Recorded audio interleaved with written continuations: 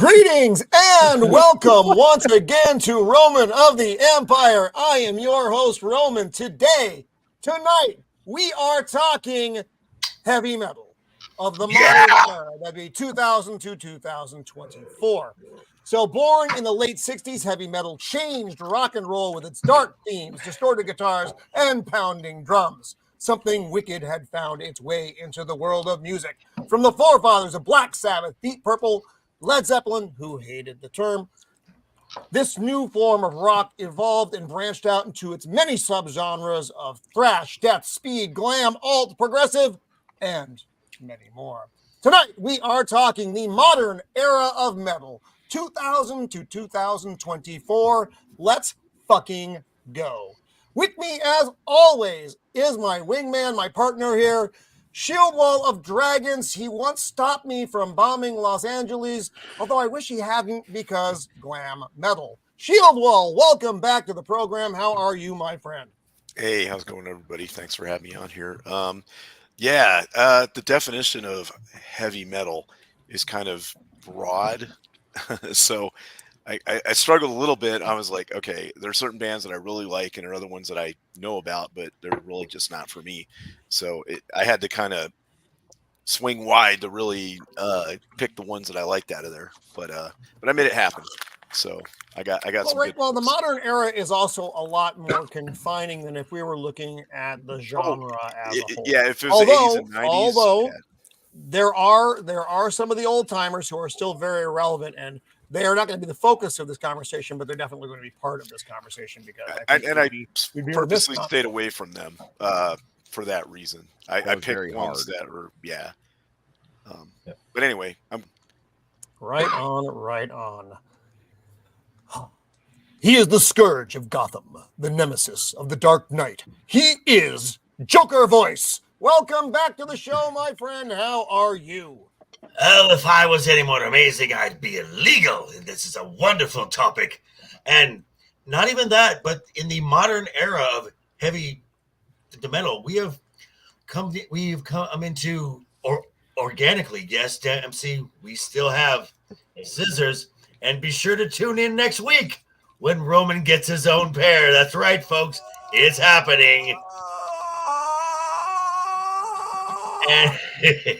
And as I wanted to say, rather organically, the emergence of women in the heavy metal genre. It is not just a boys' club anymore.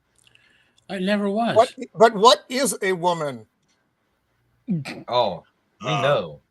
Well, I need to get this on Jeopardy last night. God damn it! I mean, yeah, there are a lot trying to more kill a women spider again, Roman? Right. So, no, not right now. So you started with like Dora Pesh, Lita Ford. Well, I guess a lot of you guys only listen to American metal too. It's probably in European metal. There's always been. That's what we're gonna get there. Yep. Yeah, I've got plenty. Yep. Right on. He is the man who knows all the things about all the things. He is the unbearable 73, the Tajik shouldn't be.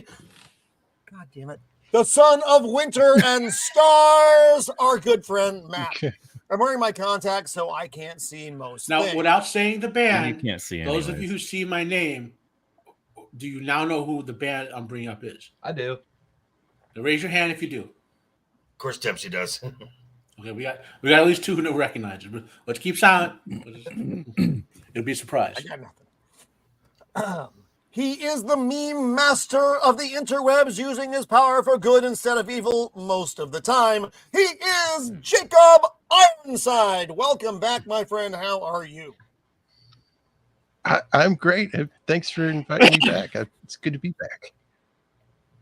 Looking forward to this. So are the raccoons actually, did that impact your choice tonight, or is that not a variable?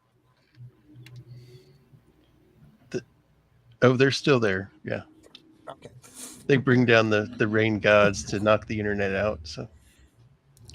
The Vikings out there, Jim. I think if you want to hop in, Jim, let me know. I can send you a link. I think even when Courtney shows up, we got room. You might There's be able always to figure room out how to in send the a link. Empire.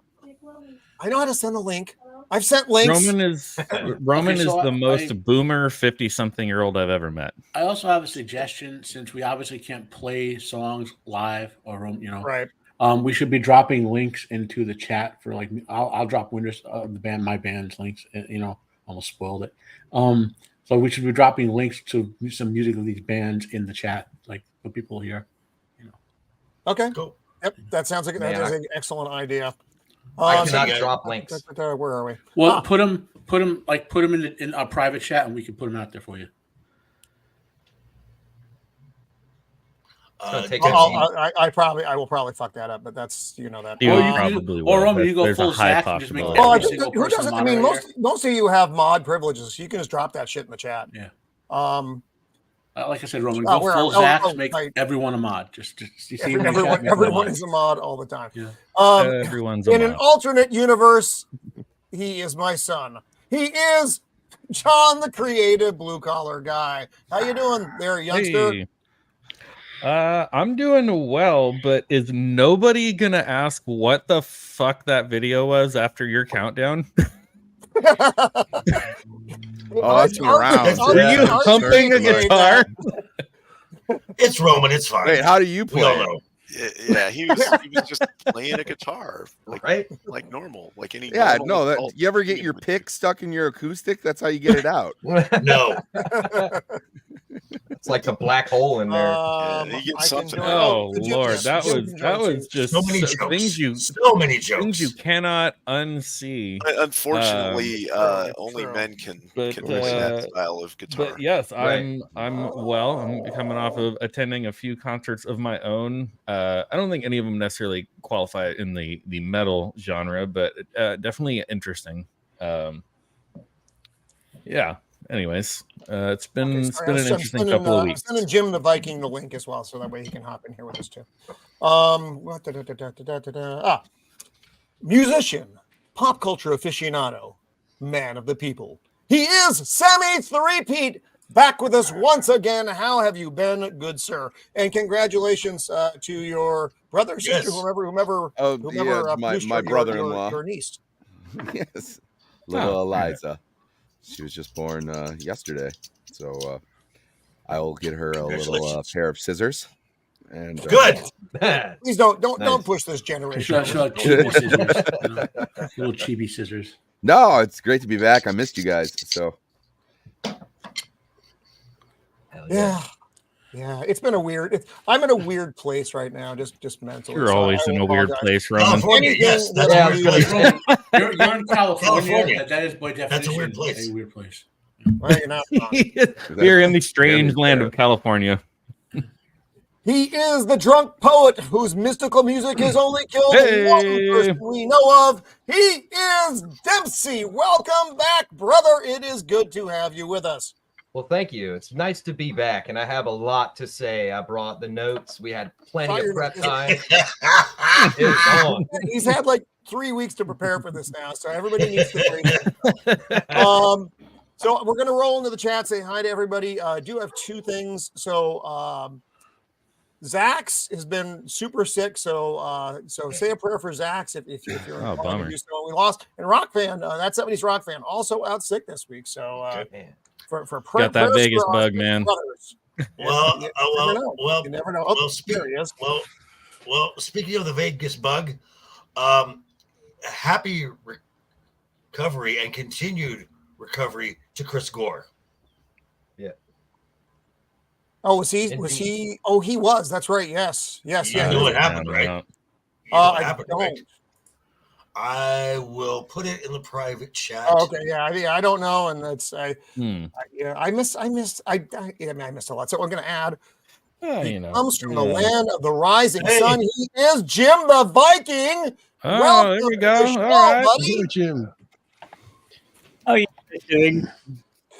It's like what, 1 o'clock in the morning where you are right now, Jim? Oh Lord. Hello, Jim. Jim. Roman, do some more sign language. Jim may be either in the past or the future. We'll let him catch up. So let's say hi to the chat out there. Of course, that's Sammy. He's actually fucking with us.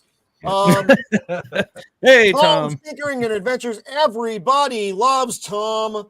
Hey, Tom managed to keep Roman alive in Vegas and bring him back in one piece. That man deserves an award. I for that. don't know how. I don't know how he does it. That man is a saint. Subtle DB&C. Roman plays bass like Steve Harris if Harris had played soccer instead of playing. There's an insult there. Probably, but maybe over your head. Lady Marine, Steph, good to see you out there. Jim is with us now. Beard of Liberty, our good friend, probably walking the perimeter of his property as we speak. Love it ever after. Welcome to the I love it. Love it.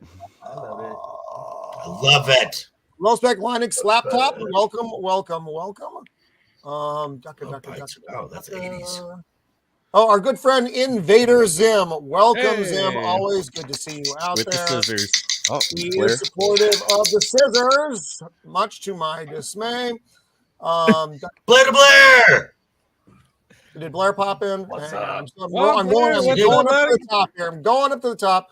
Jay the Beat Mine had stopped in earlier. Jay, it is always good to see you out What's up, there. Jay?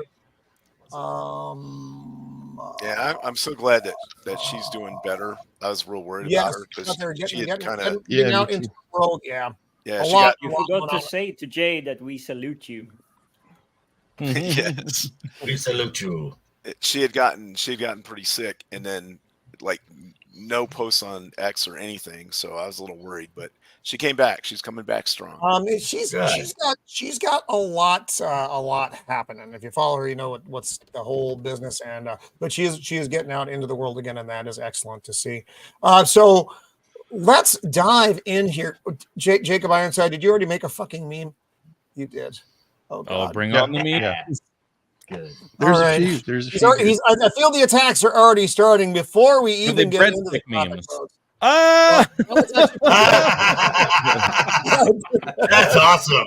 Okay, but really quick, I have to ask. Love it. Before we go anywhere, like Roman, can you even name this band? Oh, I can for sure. I'm gonna bet. I'm gonna bet money that Roman cannot name this band. Right. They're still touring. Yeah, sort of. Even a modern band. New singer. Sort of. I have one of those. And he's still CDs. rocking that hair too. Yeah. Well, the hair is singer going is. to the grave, you know. So. Yeah. Wow. Yeah, exactly. The lead singer. So who is this? Static X. This is Static Static X. Oh, I don't know what a Their Static X is. Their singer and namesake Wayne Static passed away some years ago, and they've replaced him with an unnamed masked singer. Which actually, I've seen them live twice with the new mystery singer. I saw them a bunch of times when Wayne Static was alive. Roman. But I there's saw nowhere. them Was that live like a twice line of with the things? new mystery singer, Go back. and they pull Yeah, it off. there's- They put on a I great heard show. Nice. I heard that the masked singer is Yes! Trying to- Yes! Yes! Airheads! Yes! Now that is Yes! Oh my God. Such a great movie. I couple love great that movie. movie. That's I ain't amazing. farting on no snare drum, man. Brendan Fraser's hair is so great in that movie that it even works on Roman. Like That, So good. that movie is so Roman, so you're great. main. Oh my I wish I had that hair. And the moment when Lemmy is actually in the Here's a crowd, button. he's Yes. like, Thing "I was on out of the jail Yes. to school band. magazine." It's fucking Lemmy. Who would win? Who would win in a fight, Lemmy or God? Trick question. Lemmy is God. This wouldn't be in the 2000s kind of metal. This would be the 80s kind of Oh, metal. how did that get in there? Oh, Right. That's Oh, my 70s. goodness. Oh Wait, wow! you this couldn't is really you couldn't taking a find the turn, picture hasn't of it, the fellas? sailor? What we gotta do? Jacob? That's awesome. Oh my Wow. God. JV. That come is on. more Wow. awkward than I would have ever guessed. That's I'm uncomfortable. That's just wrong. Jacob. Oh, Wow. that was terrible. I That look was I look amazing. so Get in a thrilled to Y. shoot someone. I feel dirty. So let's see, where do we want to start this tonight? Actually, we'll go with because he is here from the other side of the world. Let's go ahead and start with our good friend Jim the Viking. Jim, if it's too obscure, I'm not going to know how to type it. So Well, I was really pleased when you said, "Hey, we're going to talk a little bit about metal, what we listened to, and everything." And then I saw the subtitle, 2000 to 2024. Mm. What new metal bands have I really uncovered in the, shall we say, last quarter of a century? Yeah. They're out there. Which is They're out there. It's hard. It's some work. yeah, it's a bit scary. But when I started digging into it, I did find one group, or rather, I would say a single individual, has probably done the most to the metal industry that any other person ever coming before it. And it is a German, should we say, musician, because he can literally do everything and play everything and sing everything. And it's Tobias Summit. Oh, yeah. Okay. From Avantasia. Ed Guy previously, but he created a group, or it's not a group, it's a project called Avantasia. Avantasia. Yeah, I'll drop a bunch of videos for them, and they're awesome. Yeah. And I discovered this, and believe it, this is back in the days. Okay, still in the 2000s when I discovered it, but we still had the CD stores. Actually, I'll drop my Avantasia playlist. Yeah, we could walk There we into the shops and pick up a CD or even a vinyl for those of us that still knows what that thing is. Oh, Roman's very And, addicted to yeah, that. Oh yeah. bring it up to the counter and say, "Hey, I want to listen to this." And yeah, it's a supergroup metal opera project. And the first two albums are just operatic metal. amazing. Love Every it. song is telling a story. Yes. And it's called yes. the Metal Opera Part 1 and Part 2. Yeah. And there is some epic concepts within that. But the most amazing part about this group is that he's brought together all the superpowers of metal, from rock to metal. So Alice Cooper is what there you have a vocalist that have joined, not just singing on the album, but doing the live tours when they've been doing Wacken Open Air, Swedish yes, Rock Wacken. Festival, all of that, and they've had them live together. So they brought the bands together. So if they were playing in the same concert or same arena or at the same time, they timed the touring. They did this super complicated project to make sure that people could actually come together and sing and perform live on stage as Avantasia, not just their own brand name. Let me get some pictures. Yeah.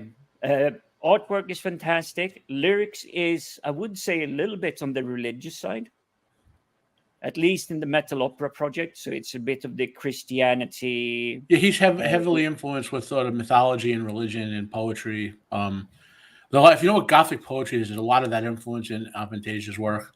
Yeah. Like the last one I linked is "Misplaced Among the Angels" with Floor Janssen guest vocaling on it, and Floor. yes, and like that particular one, that's my favorite track by him, I should say, and it's if you ever read a lot of Gothic poetry, you get that song, like it's just right out of it, you know. Yeah, that is why it has a special place in my heart when it comes to metal. It's lyrics and ideas and concepts that they bring out. I love a good riff. I love rhythm that comes in metal, and especially when you have the death metal and the deep growly metal and everything. You can suddenly hear the lyrics just coming through. It's like sunshine coming through in yes. Oh, what's it called? The film The Crow, whatever the city's called. It can't rain all the time. Yes. You have that little sliver of sunshine. That is literally what the Avantasia project. I think he does have a couple songs though with the rasp jams. In other words, he does his full music is all like he could him and Aaron Lucas, who's the Ariane guy, but that's older, so way older than 2000. They're music producers. They have such a range of people that work with them. It's incredible. Like you can do a whole show just on Avantasia, for example. and so many people perform with them. Like if you go live, like Misplaced Among the Angels is recorded with Floor Jansen, but you might get like Annette from Olsen. She might cover that song in a live performance because she's there that night or something. Not Annette Olsen. She's the one from. I can't remember her name. Anki something or other. Anki Johansson. Yeah, something like that. Yeah, she's another. There's a lot of female vocalists in European metal and rock. American who don't. Everything from Nightwish to Within Temptation. Yes. Within Temptation. That's the one language. Yeah, the chick from Within Temptation.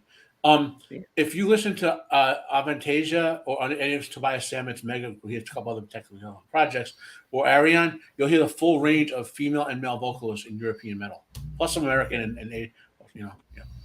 Roman, you might also want to check out Ed Guy, because that is Tobias Sammet as well. That was what he was doing before Avantasia literally took over his last 30 years or something. What's his name? Ed Guy? Ed Guy, EDGUY. Let's see here. He has some really funny videos as Ed Guy, and it's some things come up. Some things like it was actually harder to find pictures of that band than I thought. Oh, here we go. Yeah, so don't go onto the dark web. Like a comedic version where he's having a lot more fun, and he has titles under Ed Guy like Lavatory Love Machine. So basically, Avantasia is like a spiritual, mythological theme. This is more of a humor, comedy, tongue-in-cheek type of theme. You know, the albums that come out under this. Yeah, Avantasia is a pleasant surprise I literally stumbled upon, and it's because I saw the cover of Metal Opera Part 2.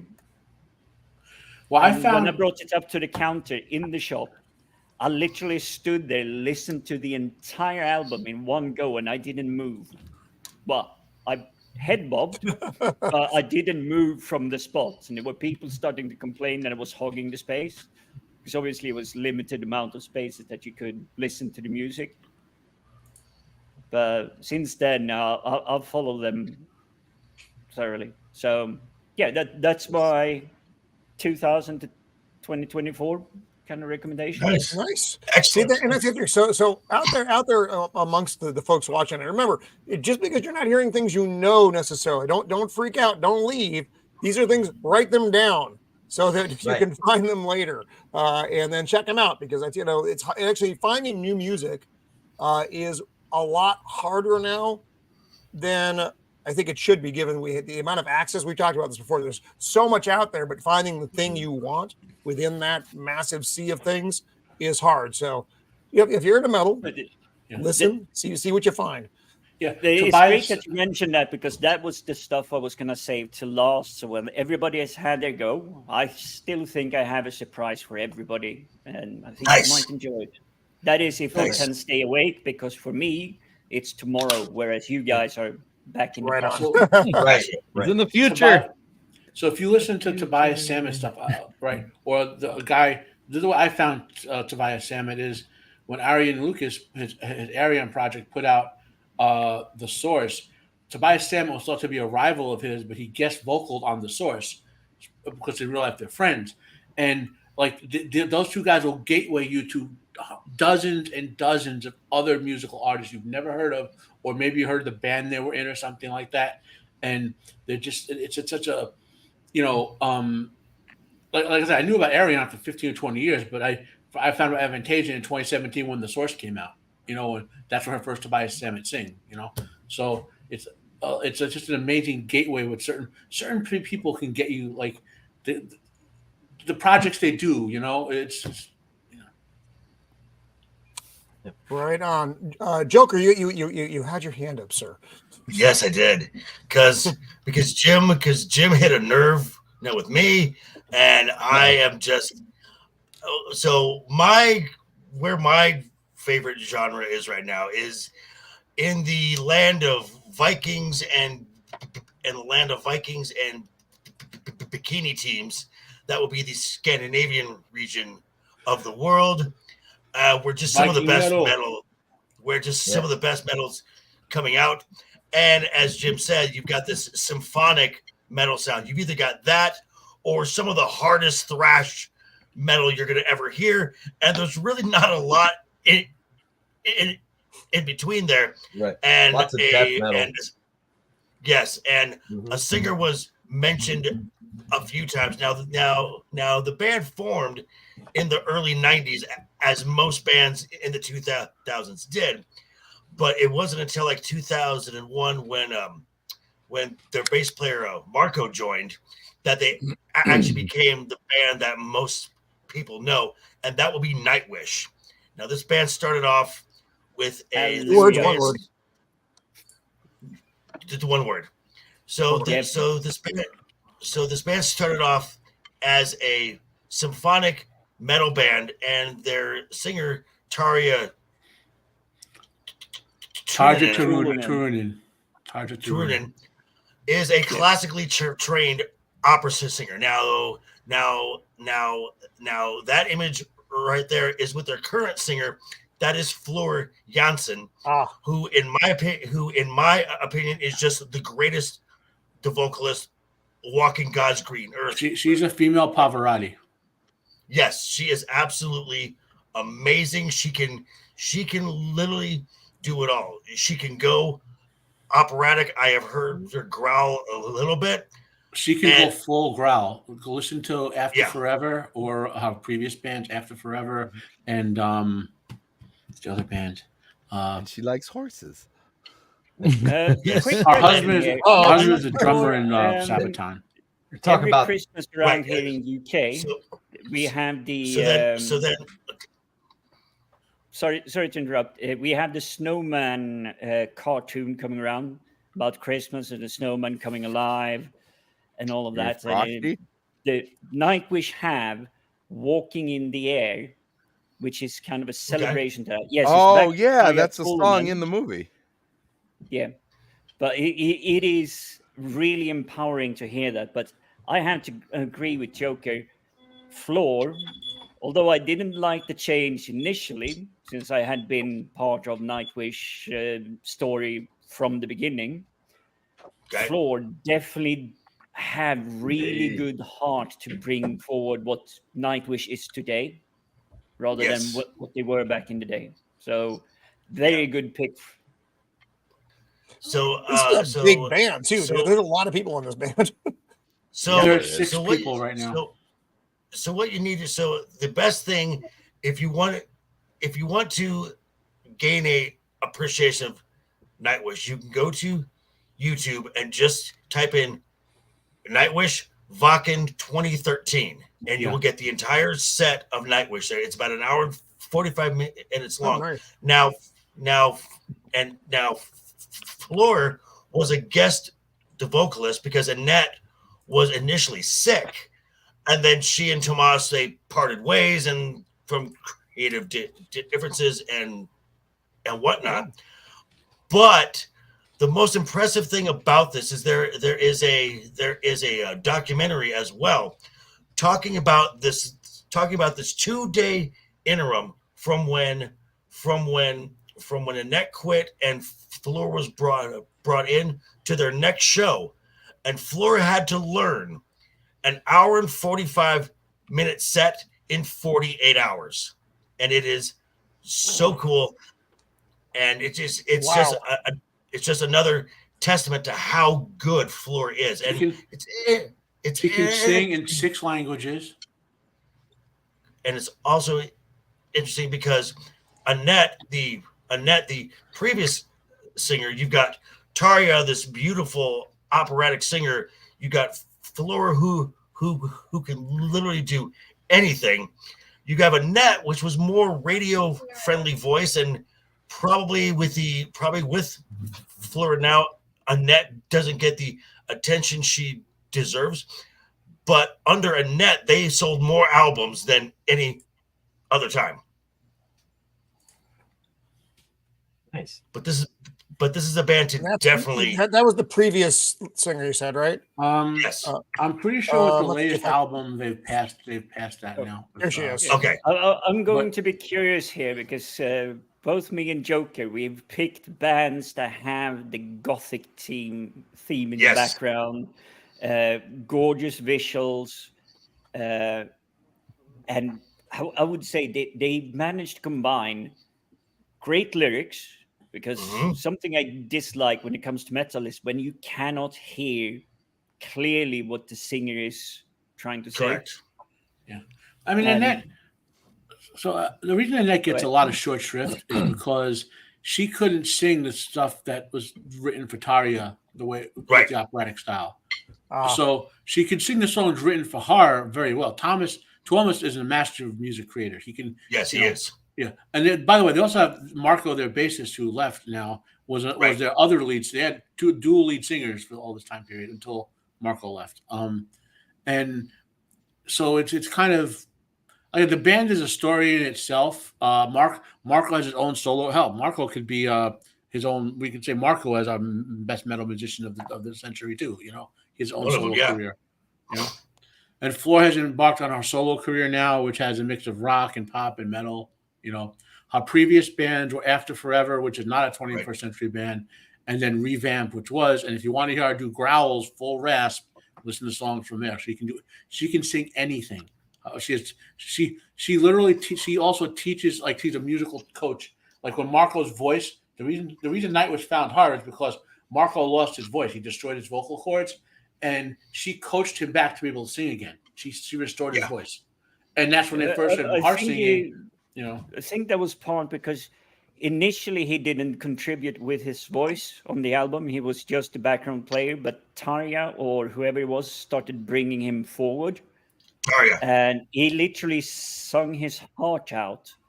And that's what probably destroyed the vocal cords or something. He had no vocal training. In other words, he's singing that full operatic male voice, but has no training for it. And for those who don't know, when you do the rasp, it's your stomach voice. When you try to do your throat voice, you destroy your vocal cords. So, so that's why a lot of like raspy singers, you hear their voices go out after a couple of years because they have no training to know to do it from, like, I'm not going to do it live, but that you sing from down here, like when you do the rasp, and that's how they can sustain it because they're trained to use their stomach voice for the rasp. Got it all. Such an amazing band. Yeah, nice. Good one. Yeah, so I'm dropping the links for where you can find them. I know, and Matt, I know, is also dropping links out there too. So I will drop links to their music. So you can drop who they are links. I'll drop the links to the music. Right on. And again, 2013 Wacken Open Air Festival, the entire hour and 45-minute set. Yeah. Watch it, and you are a fan. The full live concert should be on YouTube. It is. By the way, one of the 3 good things YouTube has done in the last 10 years is they've consolidated, like all musicians, like now have an official musician page where all of their official releases are on, no matter who released them, whether old record companies or new record companies. So if you go to Nightwish's official page, you'll get everything by Nightwish, by current and former record companies. You know what I mean? Like, or even their side YouTube pages. It all get. Because the Nightwish page on YouTube is YouTube's Nightwish page that links all the official record, you know. Nice. I believe the main company behind bands like Nightwish, Avantasia, things we currently discussed, I think they called Nuclear Records or something. Yeah, Nuclear Records is their American distributor. Yeah, it might be, but they also had the channel, and they've also had some of the funnier videos like Diggy Diggy Hole that people probably heard. It's a proper German band, I believe, that actually did a serious cover of the meme song, and I will say it's not bad. They have the costumes, they have everything they need, and they do try to. Well, I wouldn't say try. They succeed to look like a proper metal band, like I'm a Monster Man, the Finnish metal band that always dresses up like zombies and everything. But they got have that funny charisma about them. But it is from Nuclear Records or whatever they're called. Yeah. Nuclear Records, yeah.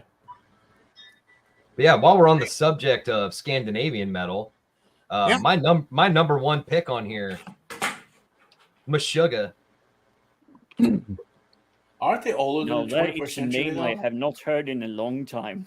Let's see. I saw them open Obzin for is Tool specifically A the lot of era my I'm picks talking are 10 years about. ago. Scandinavian. Okay, yeah. So I remember Meshuggah when I was a kid.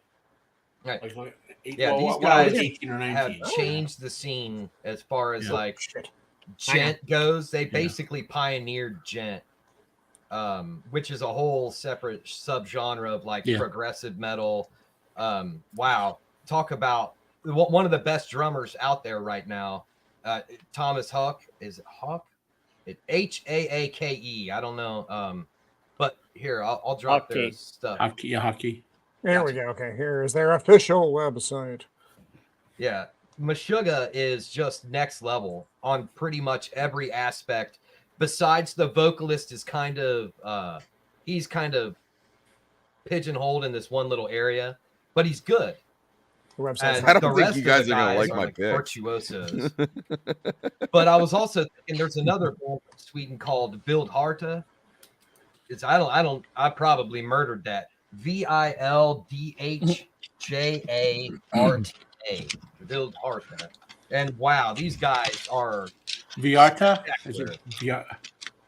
Give me one. Yeah, I remember back in it was probably like 2000. It was probably like 2002. The first time I saw Tool live, they brought Meshuggah on tour with them, and that was the first I'd seen or heard of them. And like Meshuggah opened up for Tool, and that was quite the show. Meshuggah performed at the Oscars, Dempsey, sorry to jump in. What? If you ever want to see a perplexed audience, watch Meshuggah at the Oscars. Which means wild heart. Sure, that's fantastic. It means what? Wild heart. Oh, that's amazing. Yeah, okay. What was the other one that you had mentioned, Dempsey? I put it in private. Why am I bringing up Google? Because I'm a fucking idiot. That's why. Boomer moment. Yeah, amazing. Never curious why I did something. It's because I'm a fucking idiot. They're the people who came up with Thal. It's just a next level, different type of metal that just couldn't exist here in America like the way that they made it there. Like if you go watch their video Dagger, they're doing that stereotypical Scandinavian metal thing. They're standing out in the middle of the woods and it's all dark and they're playing their music out there and just thrashing around. It's great stuff. Amazing band. I highly recommend you check them out if you're looking for a new metal. These guys, you just pull up, Roman. Brutal. Is that's that's who I'm talking about. Yeah. I just didn't know how to say it properly.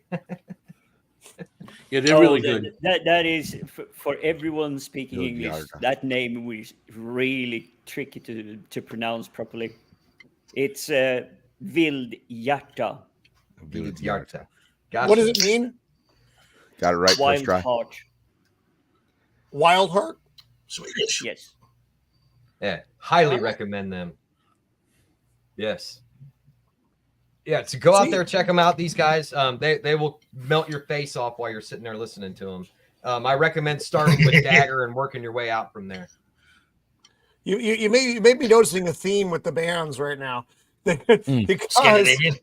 Yeah, everything. The heavy shit out of Europe. That's well, because we talked about the birth of metal and where it came from, and then it came over here for a while, but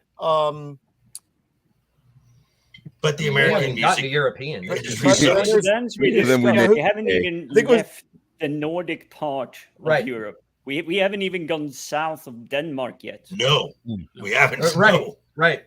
I haven't even gotten to Ginger yet. We'll get there. Oh, Dempsey, I love you.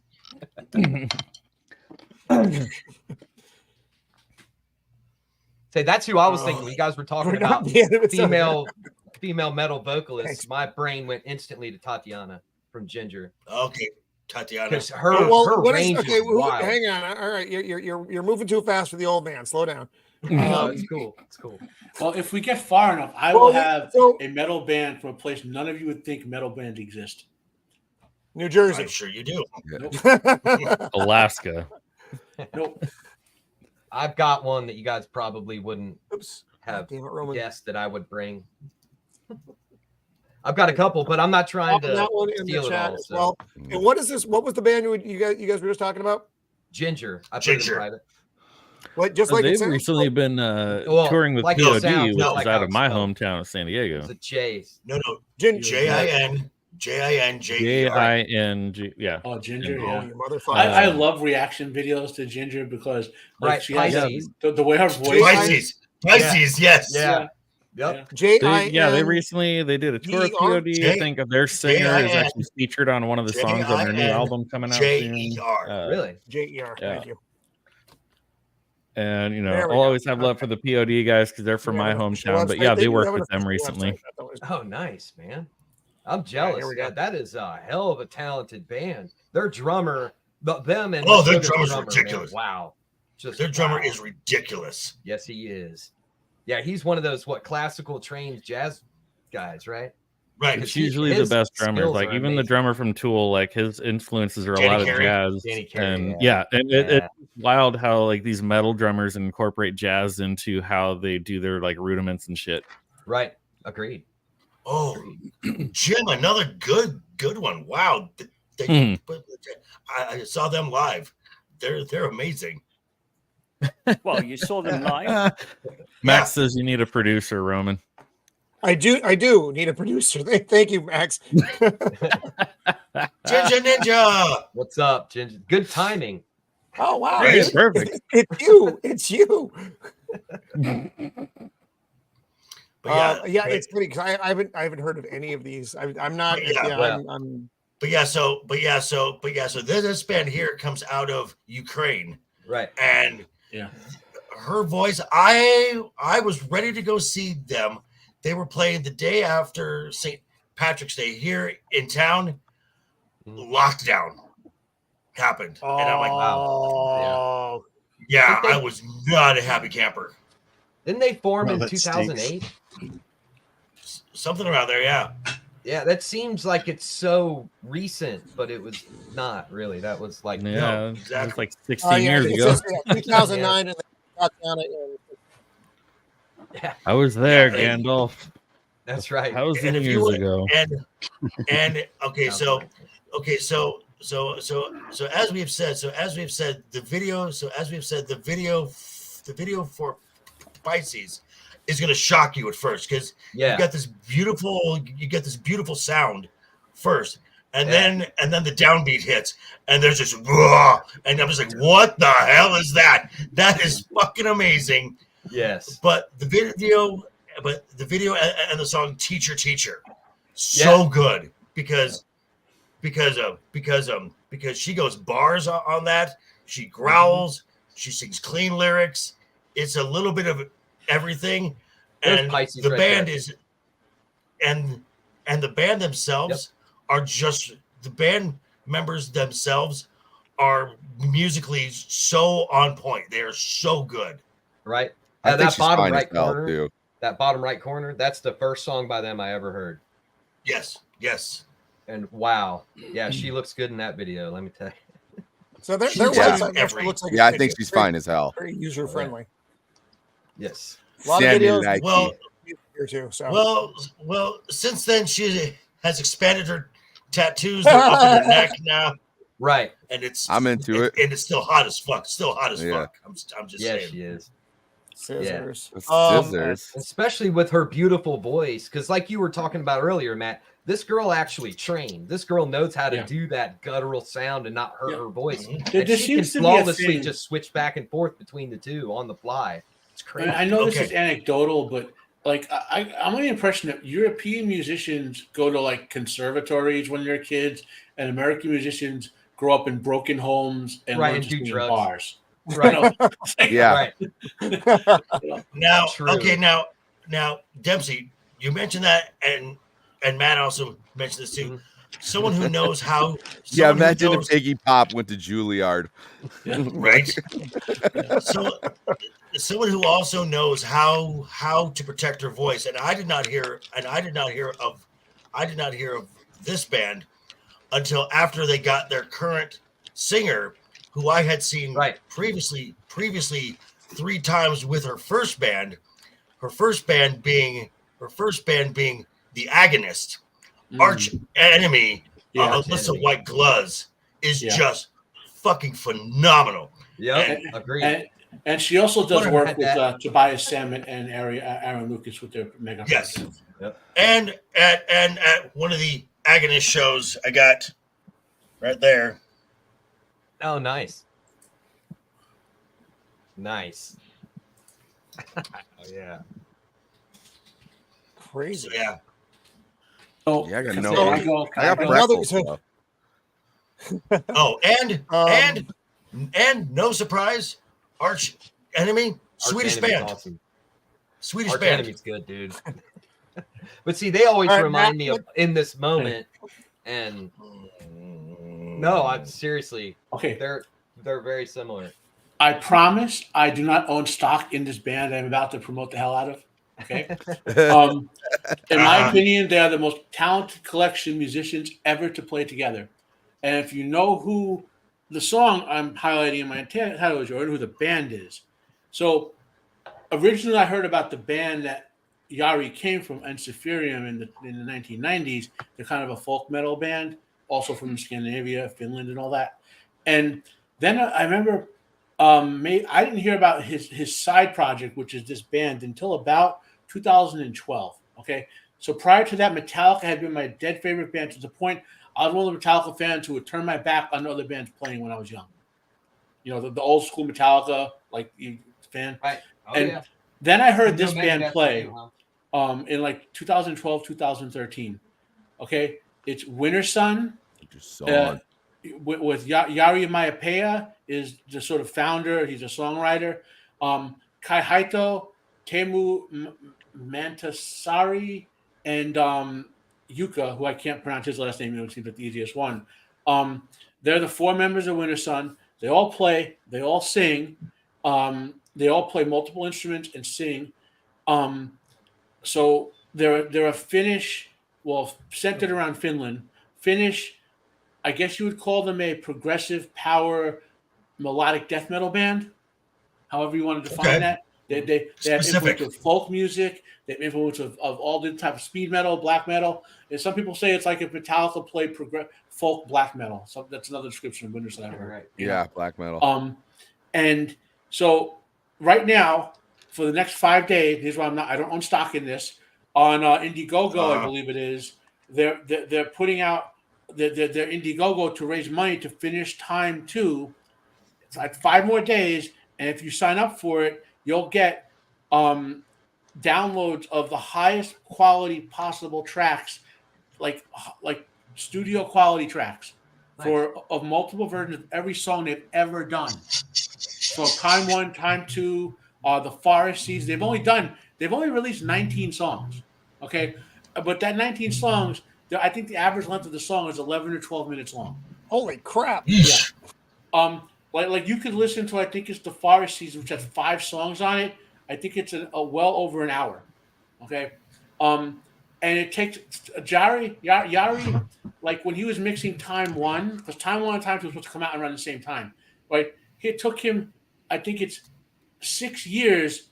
Like each track, after do the initial recordings, he will then record all this, like the third guitar, the fourth guitar himself, to have 200 levels of mixing in it before the studio versions come out.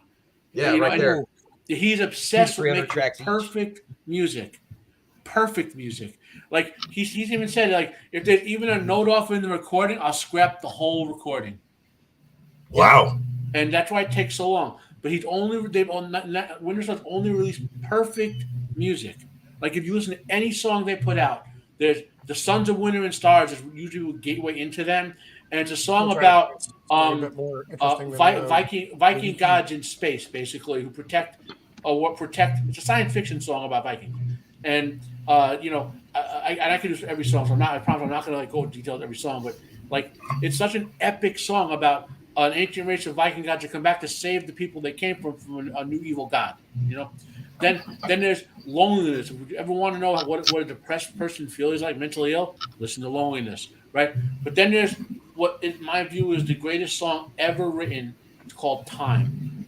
Okay, it is, and like Kai, like if you watch Kai, I'm surprised Kai did not die trying to play Time live. They must have had an IV on him for the amount of dehydration he goes through for the drum work on Time. Okay, like there's a puddle around him. You can see the puddle forming as. I want to link the live studio versions of several of the songs if I can when I get them. When I'm done like going crazy praising them, So Time 2 is going to be released at the end of, I believe, August, but the Indiegogo sign up ends in 5 days to get the full release of all the the highest studio quality tracks. Plus they're going to do a full booklet and all that sort of stuff. It's an amazing to get that, and plus just for the hell of it, he's taking all of his old music that he made this experiment with, remastering it, and he's going to give you that in the project as well. That's like another 15 or 20 songs. So I don't know how, I mean, you could hear it in my voice. I'm usually very downplayed about a lot of stuff, guys. And when I heard this band, it's like listening to heaven. I wish I don't blast my music as much anymore because I try to be respectful of the neighbors. When I play Winter Sun, I play so loud my speakers crack. And they're and their songs are like operatic and cavernous and like you can't listen to them loud enough. You know what I mean? Like if you put your stereo on 7 and with the amp on 10, you're like, oh my god, that's awesome. Put it up to 8, and you're like, even that's even more awesome. Like there are a couple of bands that the louder they get, the even better they get. I don't know what else to say. So Matt, I have a question. Do you like this band? Hell yeah, I like this band. Hell freaking yeah. So they don't have their own website that I can find. Matt, do they have their own website?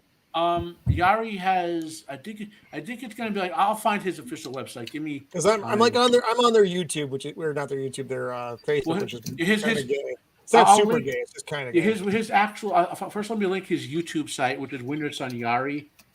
There you go. Okay, yeah, because I don't like sharing the Facebook stuff because it's. Then I'll drop some songs. Video. Nice. And again, for everybody out there, sorry, we can't actually play the music. YouTube fucking hates musicians and doesn't want us to share their music with you so that you will buy their shit. That's why. Yeah, YouTube it really does suck. It does. Because we're not, instead we're making money off of other people's music, which is what they don't want you to do. But we're not fucking doing that. We are talking about other people's music so that you can know who these bands are, right, and buy their shit. We can't even play like 7 seconds of it.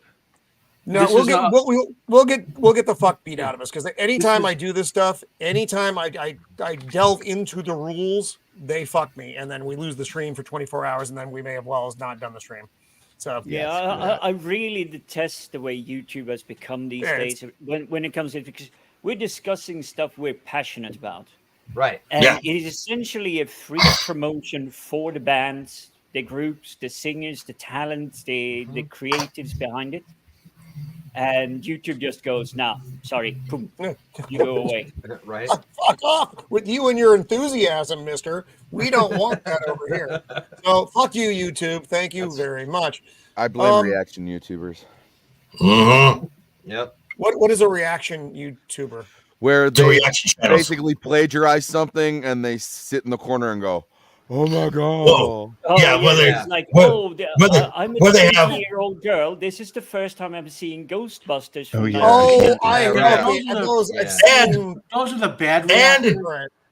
And these are first reactions, and yet everything is like right in queue.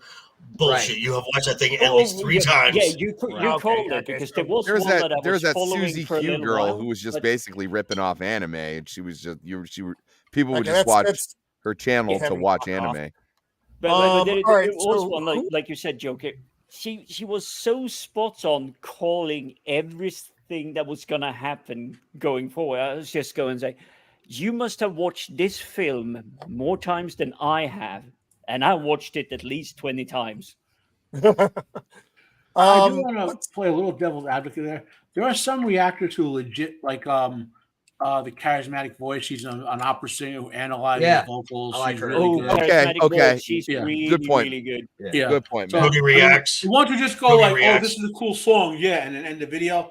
Don't ever watch that shit. Yeah. No, charismatic voice. She did a reaction video to Dan Vask's. Was it? Well, Not Dan- Hallelujah. It's I've got Vasquez, Amazing you know, Grace, I he's think. got a whole system he does so he can. I mean, John is actually he did a DM with Vask. Ask him how is it you play other people's stuff on YouTube, and you know you can actually still make it out there. And John, are you with us or did you doze off over there? He wakes up at like 3 o'clock in the morning. So he he basically said if you have the intention of, so like what Dan Bass does is like he fully re-records, he records cover songs. The difference is like what we're talking about on YouTube, like if you pull up a music video, if you pull up a song, they're going to be like, copyright strike, you're playing someone else's music. Right. Dan Vask replied to me when I commented on one of his tweets, and he said that if you put up a like 100% re-recorded, this is kind of like an awkward way to say it, but like original cover, meaning like you re-recorded all of the instruments, all of the vocals, like you're not using any samples of the original song. If you cover the song and post it, they will still flag it and say, hey, this is copyrighted material, but because you didn't use any audio recordings of the original, we'll flag it as copyright. We're not going to tell you to take it down. If this video monetizes, we will pay the appropriate allocation out to the original copyright owner, and then you can monetize whatever else you get. So that's sort of what I got from him, is that like you don't like you don't have to get like a license, but it's like if you record a cover, they're like, okay, like, yeah, we recognize this is not your original material, but we'll let you leave it up. But yeah, some YouTube streams where it's like, oh, we're going to pull up and play like 10 seconds of a song by whoever. They're going to be like, stop it, edit that out. Like, and if you listen to the musicians, like Elizabeth and Kevin interviews a lot of them on her show, on her society channel. A lot of them like legit reactors who spread their music. They get legit reactors can get like a minor band spread big time, you know. But they put this like disclaimer usually in the description of their videos where they put out there like, we don't own any of this, we're just putting it out there for like reaction purposes, blah blah blah blah blah. They kind of put this thing in the description of all their videos that sort of give them a waiver of like, we're not claiming. What they do is they don't monetize their channel. They just go to Patreon or whatever to make and they say like, we're not claiming any ownership of this. We're doing this for the purpose of reaction. And a lot of times what they do is they'll pause. What I've seen a lot of the people that specifically do the reaction videos. I think if you just like play a song straight through, that's like a whole other thing. But if you play a couple seconds and if you pause every 10 seconds to be like, oh my God, wow, that was so crazy. Like you get a little more of a pass if you like pause it every couple seconds. I don't know. But members of Nightwish, for example, even said when Ghost Love Score with Floor hit the reactor community in 2016 or so, they think that gave them like 500,000 record sales from the amount of people who never heard of them before, who just went all over it, you know? Right. So one of the most popular reaction videos out there is that Pisces video we were talking about earlier. Yeah. From Ginger. Yeah. What is a band that you would like to discuss, John? Oh, me? Oh, I don't know. Fuck are you? You just gonna hang here back? for the conversation to see what other people had to talk about. Like, I don't have any. I didn't necessarily have any like, bands you've never heard of or anything. I just kind of figured, because I'm a little bit of more of the youngster in the crowd here. I recognize this that. Is actually your time. This is your generation. I'm right there with you, John. My freshman year of high school was in the year 2000. And so when we're talking about music from the 2000s on, I'm like, oh, well, that was That was when I was like really starting to get into music. But I might have some unpopular takes on what one considers metal. Because what, like, a lot of times when you think of like metal, you think of like 70s, 80s, like Iron Maiden, Metallica, you know, Slayer, all that kind of stuff that was out at that time. But like in the 2000s, it was like, what kind of bands were making music in the 2000s that were considered metal? One that I think gets a little bit of a pass. Their debut album came out in 1999, but really their big heyday was in the 2000s, and mostly just because I've been going down a major rabbit hole doing research about this band lately, and I'll probably have to do some videos or live streams about them lately. Might be an unpopular take, but Slipknot. Yeah. That was definitely one of mine. I'm with you. Sure. It was on my list too. Yeah. I think Slipknot Yeah, is one of those bands that they got a lot of flack in their early days of being considered part of like the new metal thing, or being part of like the rap metal thing.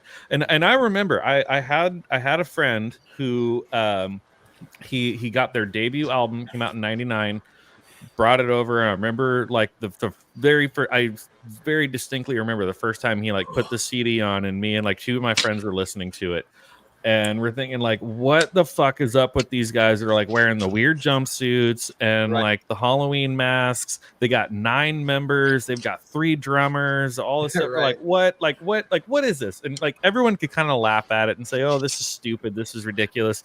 But at this day and age in 2024, I would argue that they are one of the biggest bands in the world right now, because what big metal music festival does not happen anymore? Ozfest. What replaced Ozfest? Knotfest.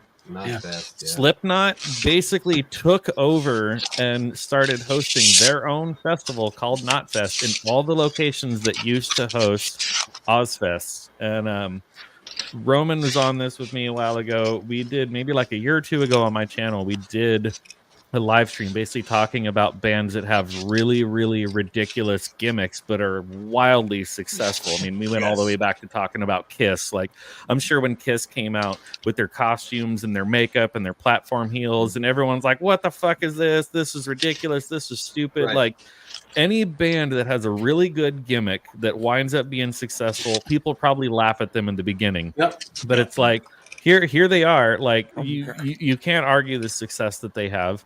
They're actually, funny enough, to today, if any of you are familiar with in kind of near the Joshua Tree area of California near Nevada, there's a very, very small venue called Pappy and Harriet's in what's called Pioneer Town. Slipknot is playing a show there tonight. They put it out there, like tickets were $9 each. Wow. You could only buy 2 tickets per person, and they are non-refundable and non-transferable because they're coming up on their 25th anniversary of their debut album, and they want to go back to playing the small clubs, do some intimate shows, some other stuff. And I'm really curious to see tomorrow what comes out of like pictures and videos and things. They're probably going to have new masks. They're probably going to have all sorts of new interesting stuff. I very much think they're one of those bands that like people probably really laughed at them and really ridiculed them and made fun of them in the early days. But now we're at this point where, I mean, they're throwing their own festivals, they're selling out arenas, they're selling out like they're huge. It's ridiculous. And I will even go so far as to argue, this is actually a hill that I will die on, that I think Corey Taylor is one of the most underrated vocalists in just music in general, because I think they look at him as like, oh, you're in that band with the guys with the jumpsuits and the masks, and then, you know, there was Stone Sour for a while, but Stone Sour's kind of on like an indefinite hiatus and stuff. But look up, maybe I should try to find it and drop the link in here. Corey Taylor, a couple years ago, a bunch of different musicians in the metal community did a sort of like a tribute album to Dio. And it was like, okay, we're gonna have this vocalist, this guitarist, this drummer, and it was like a mishmash, whatever, of different musicians covering different songs by Rainbow, by Dio, by, you know, whatever. Corey Taylor did the lead vocals on a cover of Rainbow in the Dark, and holy fucking shit, like, you laugh at this guy, laugh at Slipknot all you want, but like listen to that cover. Like this dude is an undisputed like vocal talent. So I think just their singer alone, Corey Taylor, is a very underrated vocalist. Their guitarist, the whole band, everybody like it's just very, very talented. But I think people just kind of discount them for how their image. Yeah. Well, I wanted to say before he died, Joey, the original drummer. The original drummer, probably one of the best drummers in the world. Oh, 100%. That was absolutely fucking ridiculous. If you want to hear Corey's vocal talents, there was a tribute to Alice in Chains at Mopop a couple years ago. And basically, they made super groups to cover every one of Alice in Chains' songs. Yep, I remember watching that live stream. Yep. And Corey sings "Man in a Box." Okay. Yes. I do remember that. Yep. Yes. Yeah. With another. I remember watching that whole live stream because they were like getting inducted into that museum, and oh my god, it just so good. Yeah. So that's and there were if you actually want a couple funny of pair-offs, but if you want a funny real life Slipknot story, like real life, we went to a concert in I want to say 99 or 2000, like before they were super big. So when it was still down to Meet the Fans, like at the Edge, I'm there with my cousin, his friend, and whatever. And you mentioned the three drummers, right? So I don't know if it was my cousin or his friend next to him who shouts out, "Why do you guys have three drummers?" And the dude yells back, "I'm not a drummer, I'm a percussionist. We have two percussionists and one drummer." He yells at him.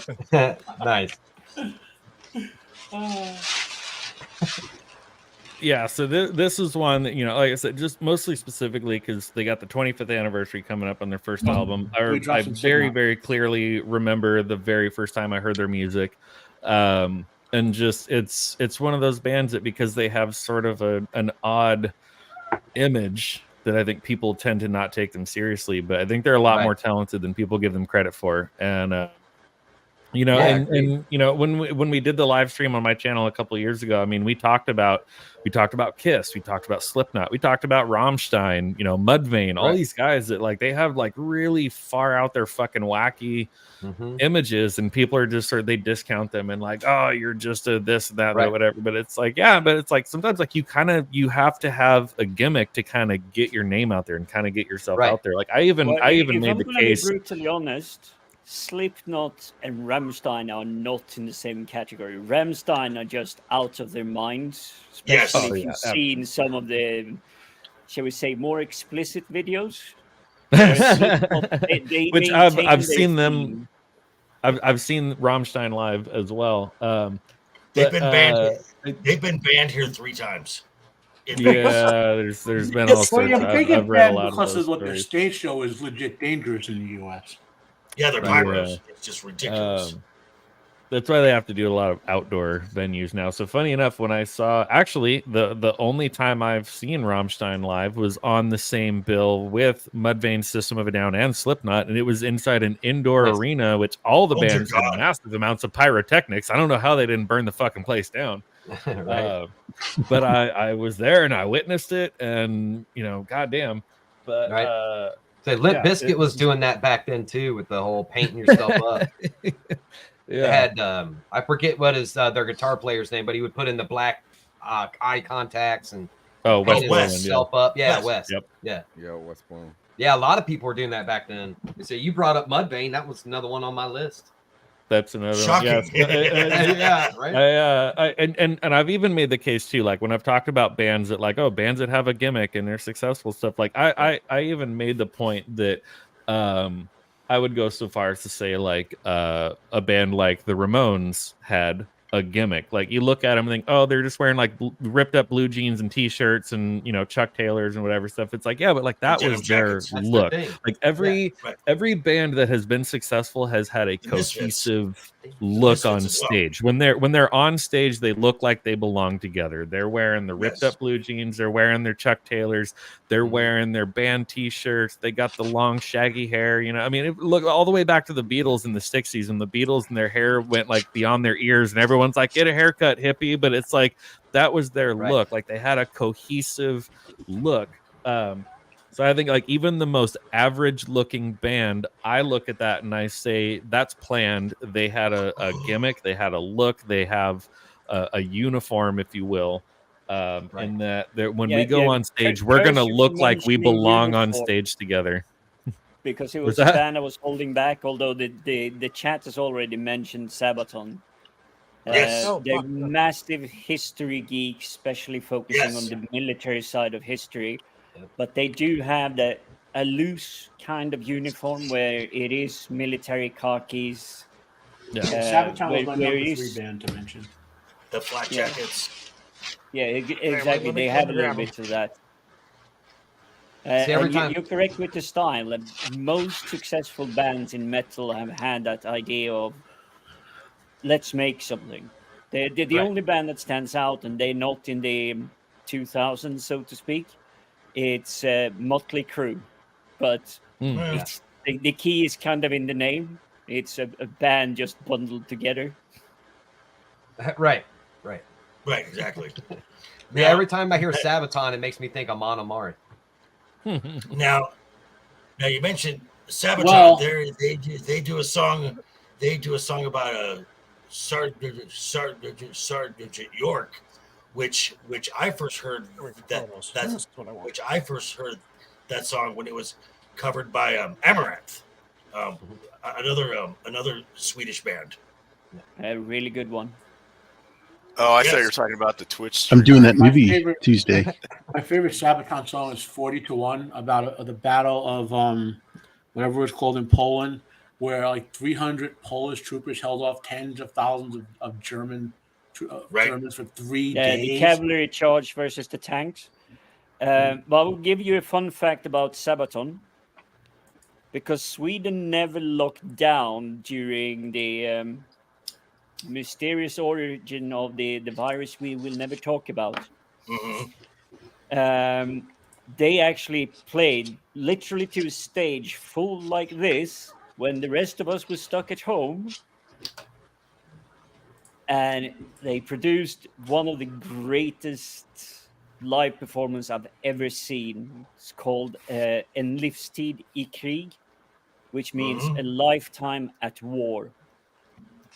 And they have a GoPro camera behind them that shoots the stage from behind the band, and then just the microphones from the stage picking up. And the crowd, estimated to be about 14,000 people, out-sing the singer with the microphone and the amazing PA system that he has. I'll try and drop a link in the private chat, but obviously we can't show it due to YouTube. Right. But I highly recommend watching that and get the goosebumps, because whilst we were stuck at home, they did that. Now, also, there was a Sabaton just a few years ago, 2019.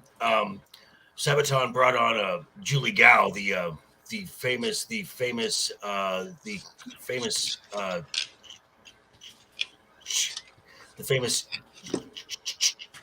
cellist. Yes, yeah, she was. And I'm actually looking at the video right now, doing the song Swedish Pagans. So they brought her on the Assassin's Creed Vikings soundtrack too. She was on that. So I'm dropping. Basically, folks, a lot of these bands, if you look up Walk-In Open Air, you're going to see a lot of these bands, I bet, playing. Oh, yeah. Also dropping Sabaton's Tolkien song, Black Riders, about the Nazgul. Oh, nice. So, can I go next? Do it. Okay. So, I always like to bring something unique to the show with this type of thing, okay? And I like promoting this guy's company because it does great work for kids, okay? It's called the O'Keefe Music Foundation. If you've never heard of them, they're on YouTube. Go to the YouTube page. I'll drop in the private chat here for us so you can get one. Here we are. Let me Copy. Yeah, there it is. So what he does, he's a music school. He's a music school, and it's been around for 20 or 30 years, and he teaches kids music, subsidized and for free, using hard rock and heavy metal. And these kids cover some of the most difficult metal and rock songs, plus other stuff, classical music, blues, and whatever. Depends on the kid what they want to cover. They do sometimes full music videos, right? Yeah, they're pretty good too. Are you telling me this is the real world school of rock? Yes. Well, there's also the School of Rock, which is another place like this, but I don't think their kids are as good as these kids, you know. So I'm about to drop probably 5 or 6 of their best work, but they literally cover like 40 Danzig songs, and they're all great. You know, like there's like thousands of videos. You could go forever just listening to them cover stuff. And sometimes they have little kids doing it. Sometimes they have like teenagers. Like there's one girl, Kayla Rose, who's now on her way up on her own musician, who's a legendary, good vocalist with rock and metal stuff. But let me, I'll give you my favorite ones. Got my favorites in. Someone loading a gun in the background. Right. There is like some scratchy sound that's been. You know that might be Beard of Liberty. No, just because we don't see him, it doesn't mean he's not here. Like the first one I'm dropping is O'Keefe's Music Foundation's cover of Duality by Slipknot. Hey, guys, I got to drop out for 1 sec. Just kind of manage yourselves for a minute. Yep. Quick. This is your moment, Matt. Do it. So here's Duality from Slipknot, covered by kids. Okay. Kids. So it's like Kids Bop, but cool. Yeah, but they're not. It's not like they don't turn into a pop song. They do the metal of it. I'm saying it's like Kids Bop, but cool. Yeah. So I've seen videos like that, but of like kids and like teenagers covering Tool songs, and they're fucking phenomenal. Yeah, they did this. I'm going to give you 3 Tool songs by Kayla Rose sings both of them. But first, I'm giving. If you listen to the track I'm about this, because she's 10 years old when she covers Cosmic Love from Florence and the Machine.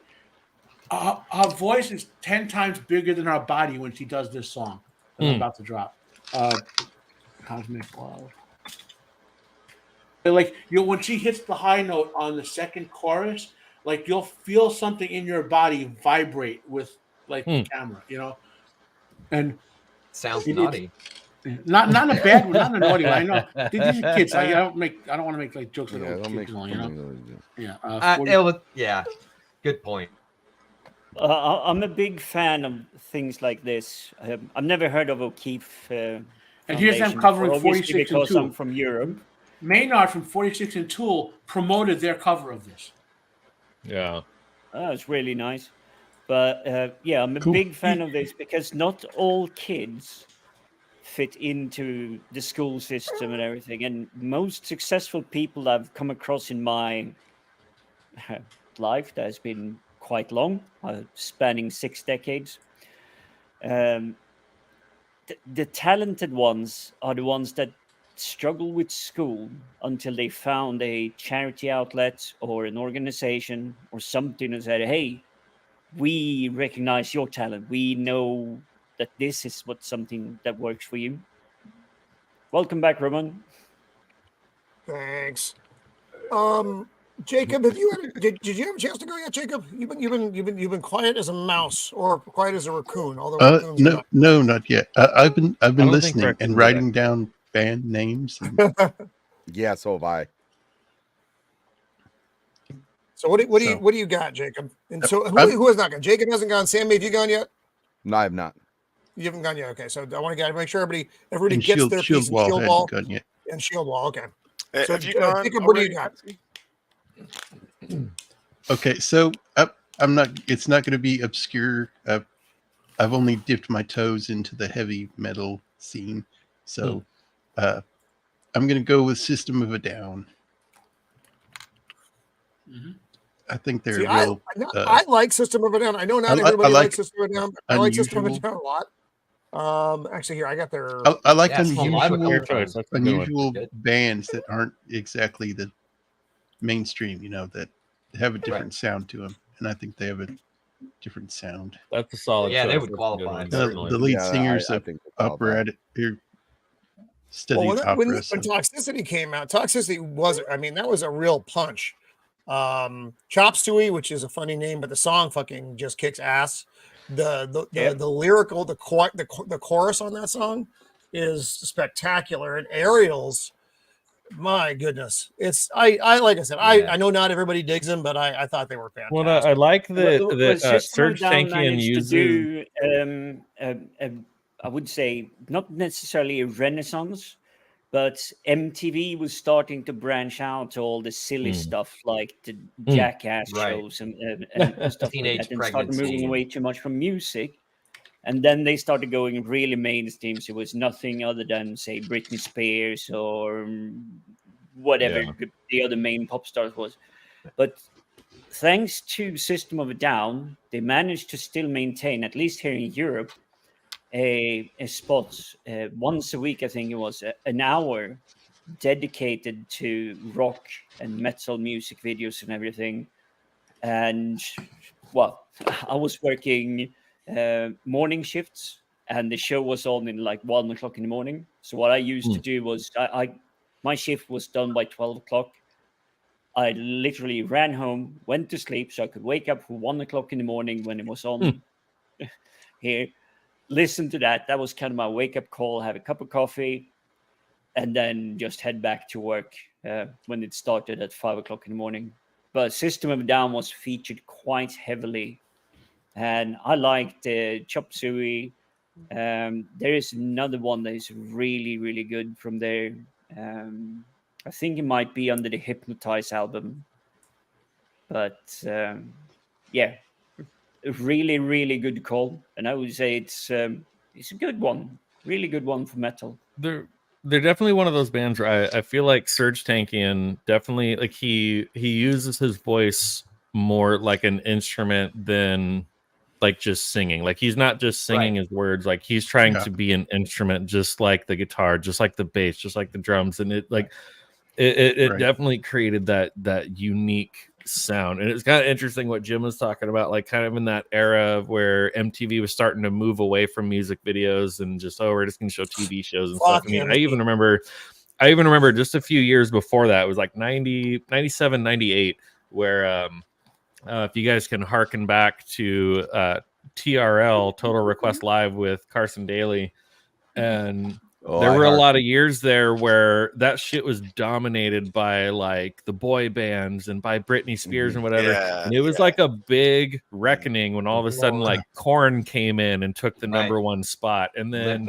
like POD came in and took the number one spot, and like rock bands started to like come back and like take over the number one spot on TRL that had predominantly been dominated by pop shit music and stuff. And like we kind of saw this shift in the late 90s, early 2000s of like, okay, like people want rock music, like we want music back, like before, and then we lost it again, and then we lost it again. Before Total Request Live, which was around the year 2000, they used to have like 1-800 dial MTV around the early 90s.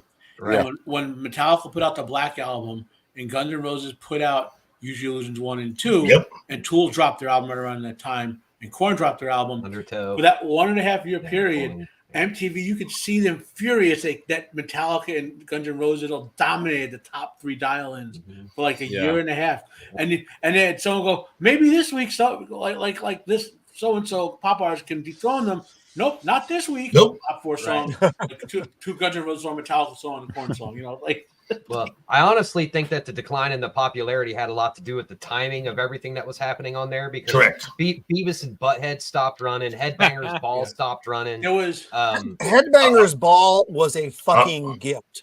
That was one that in 120 minutes were such, you discovered so many bands. That's back when MTV actually gave a fuck and you discovered bands. And I remember that too. And Beavis and Butthead, like when they would like make fun of like Tool music videos, they would have music videos stuff. It was like, they were making fun of it, but they were showing the video. Like I have all the original Beavis and Butthead, all the original music videos edited back in.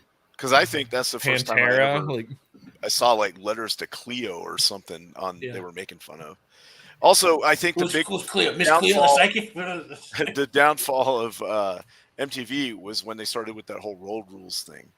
and Right. started doing as soon as they reality. started doing reality Yeah. television, And it then was, that- Well, okay. Well, I will say this. I will say this. The first 2 seasons of the Real World was actually reality television.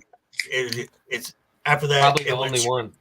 But that was the poison in the well, though, because then then that's all it became. Where it Right. they now saw is- how easy it was to produce. And the same thing happened to the History Channel and all that other stuff. They were like, oh, Now the History Ancient Channel aliens, is it's the all ancient conspiracy aliens. theory channel. yeah. And in a God, pawn shop channel. what happened to what's And the Pawn education channel, or it was like whatever my Honey Boo Boo and my 600,000 Oh, million pound life. the Learning Channel with Honey Boo Boo. Yeah, the Learning David Channel. Zaslav.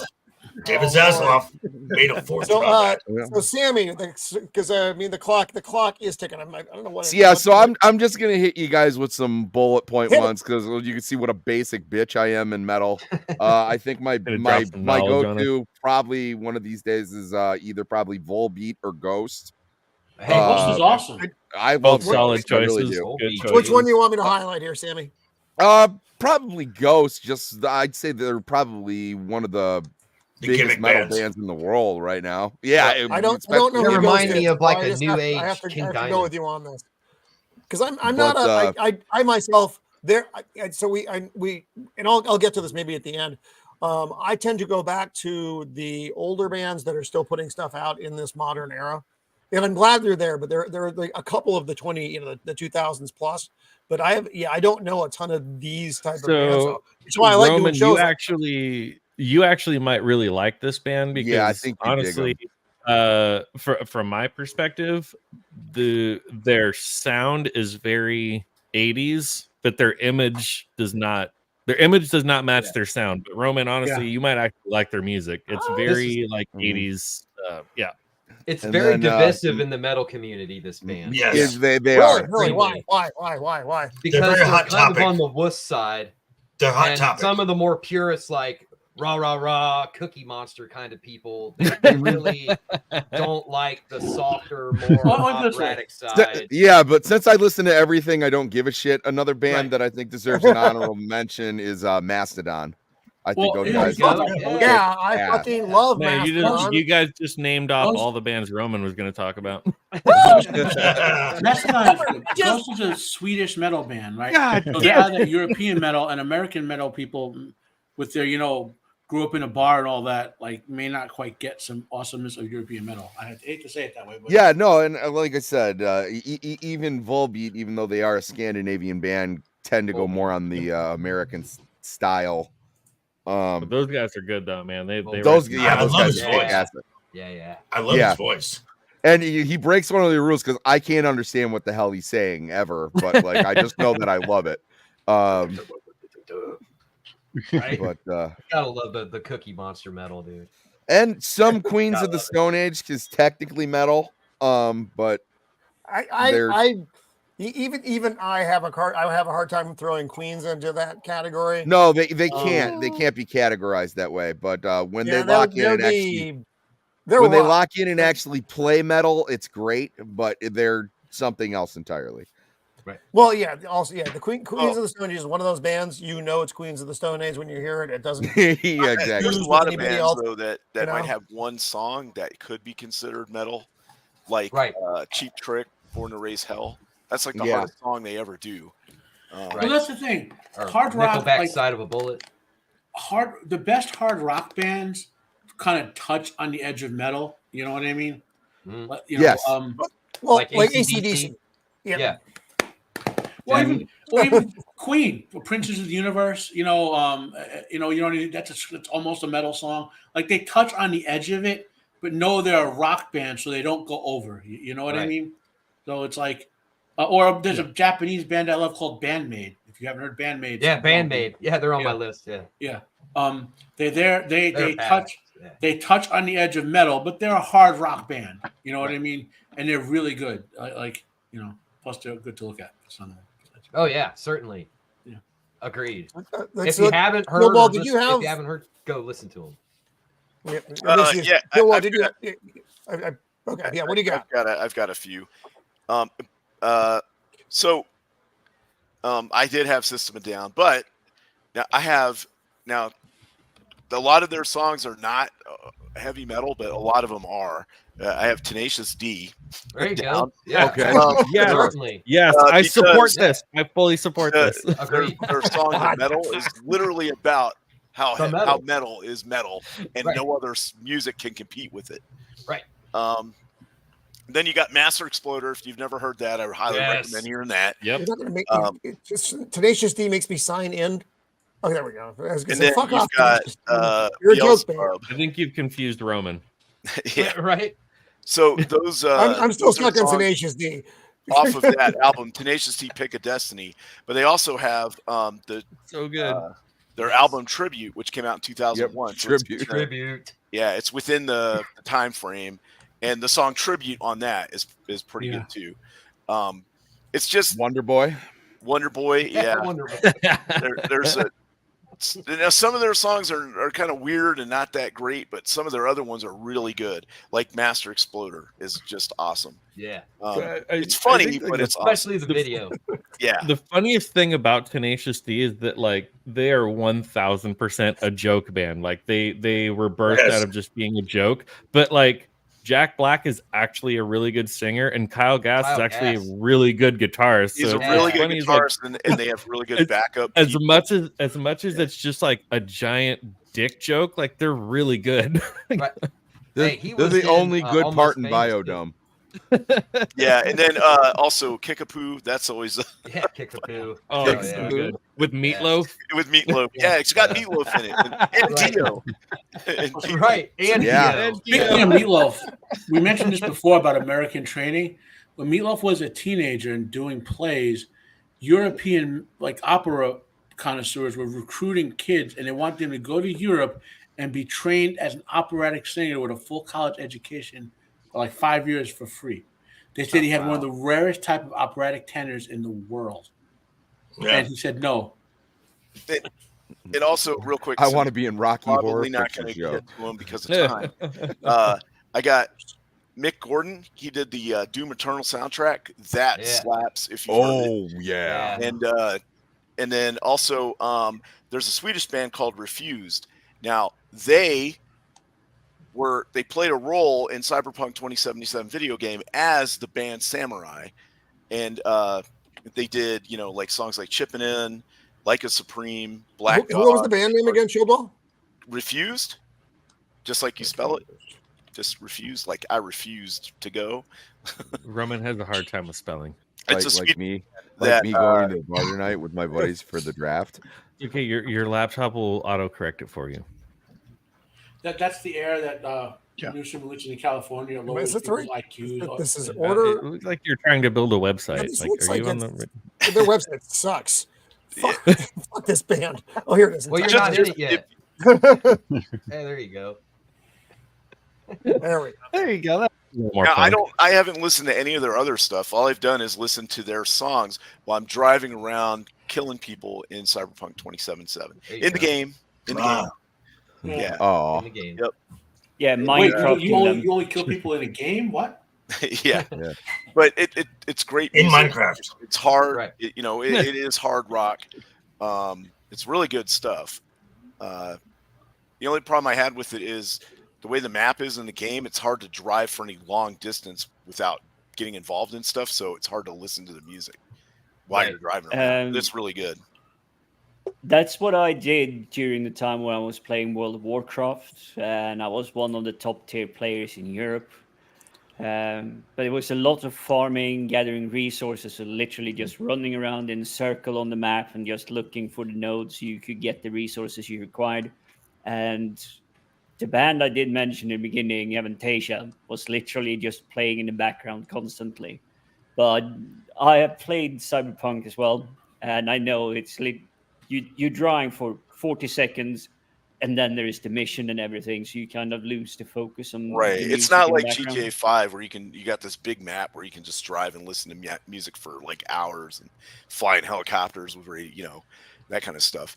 Yeah, Cyberpunk's a little different of a game, but Yeah. anyway, it was this band. I was really impressed by by them and what the kind of music they put out, because it is a sound I hadn't heard for so long. It was kind of like when Guns N' Roses came out in like 87.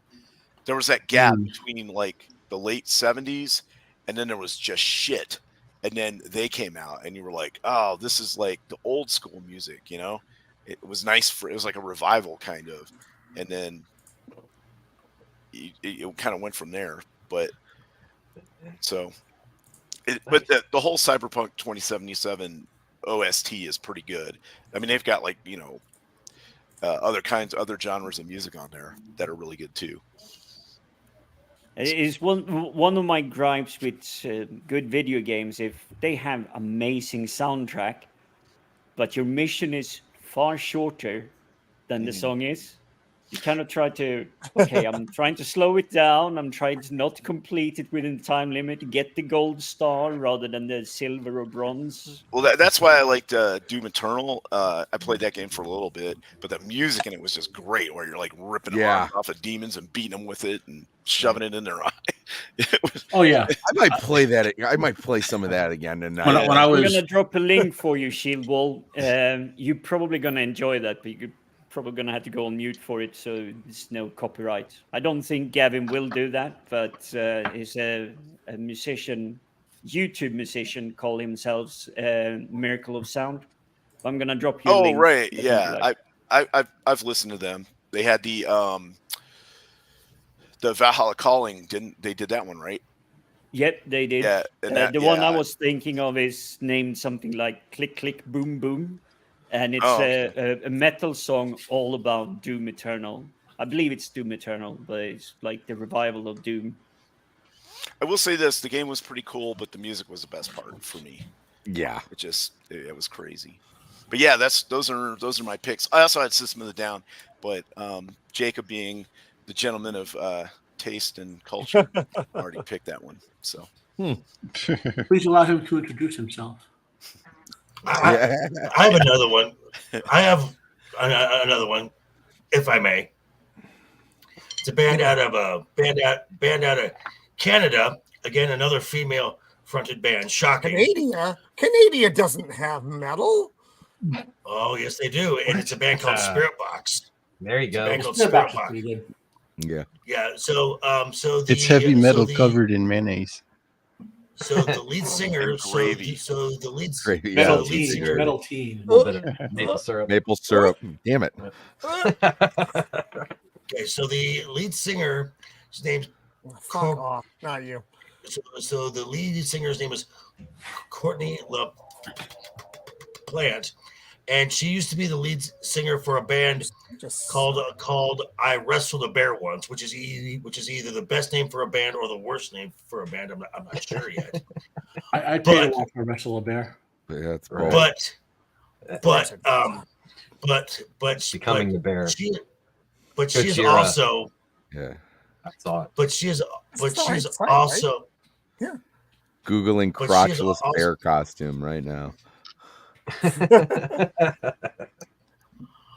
But she is also the one of these singers that can no. God damn it, fuck face fucker. Sorry, everyone. Eventually, I'll get this out. I'm sorry, Joker. I did the wrong thing and I went to fucking Spotify. It's the best part of the show. She is another singer that can sing clean lyrics and also growl as well. So, and she does it very well. Okay, and is there a problem with that? Exactly. I was gonna say like, hey, metal chicks are the best kind of chicks. Yeah. Yep. Is there just he likes when guitar Just four. plays too. And then they even do one of their newer songs of Rotoscope. It literally sounds like it takes inspiration from the band Garbage, and because that's what I initially, and I'm like, oh, Shirley, I'm getting some real Shirley Manson vibes here, but every song, she has got a moment where she just, dude, go back off. Look it. at those eyes. Yeah, she's kind of amazing. Your box is one word. Damn. crush a watermelon with those things. And she is also married to the guitarist. Roman, if you search with it one word, you'll get different results. If I search, one word. Spirit box. Yeah. Yeah, not spirit box. Look, fuckers. Spirit box. Look, fuckers. Well, winding up, I got 3 quick honorable mentions just to give you names. One is a fun band, which is There's a all metal their band songs, name. drinking songs, but some of them are cool stories. Ailstorm. Oh yeah, I've met Haley. Is he? Yep. Another one is not Hail with an H, Ale, A-L-E. Oh, Ailstorm. They're a Scottish pirate, as in Armady pirate metal band. Okay, they might be the only Scottish pirate metal band, but they are a Scottish pirate metal band. Then my next mention would be I don't know if they're Swedish or German. They're called Helung, Hellung. They're a folk metal band that does some really insane, like Scandinavian folk metal. No, we didn't. And then the last one is they're called the Iron Maiden of Botswana, Skinflint. They do speed metal based on like South African folklore. So 3 things you guys. Yes. Weird shit. Botswana. And Invader Sim has a what happened? Something metal happened. Scene. Something happened? There's We a lost kitty somebody. cat. Sammy No, Sammy's here. Sammy's up here. Color guy. Yeah. I'll link to one video from each band in the Romans chat, so this way you all can get one sample out of it. And I'll throw in and I'll throw out one more honorable mention band from Milan, Italy, Lacuna Coil. There you go. Oh God, they're awesome. Can't say that on the air. I'm joking. I don't even know what it means. Lacuna Coil is John's internet just shit the bed. He just sent me a text. Because that happens. San Diego Cox internet sucks. Like giant balls. Hey, I got some stuff. I got some honorable mentions. Yeah, Dempsey, you got like a whole list of stuff, dude. So what do you want? Come on, Dempsey. Hey, let's hear it. Vegan metal band. You didn't know that was a thing, did you? Vegan metal band called Cattle Decapitation. Go check them out. They're actually really hardcore. Yeah, it's actually pretty amazing. Them and Infant Annihilator. Another really good one. But I got a whole bunch of females here for you. How about that? Let's hear it. Kitty, Ginger, Baby Metal, Butcher Babies, Bandmade, In This Moment, Flyleaf, OTEP. And also an honorable mention in that would be Unleash the Archers, OTEP is a bitch. Also from Canada. And OTEP is a bitch. Oh yeah, certainly, but she makes good music. Send me that I saw her live and she was very rude. I have seen her live 3 times. She was playing at a Send me that list, Dempsey. She was playing at a venue out here, which is also a bar. Now in Vegas, you're allowed to smoke in bars. Right. She literally said, like 2 hours prior to the show even starting, I want no smoking allowed. Yeah. And they complied. Well, she's a left-wing lunatic. She's a weirdo.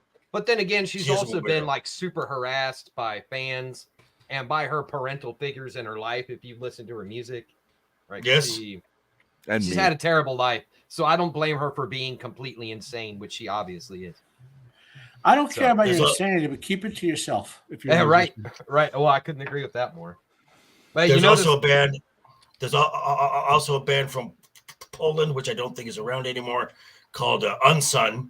There's a girl named Anya, very talented band.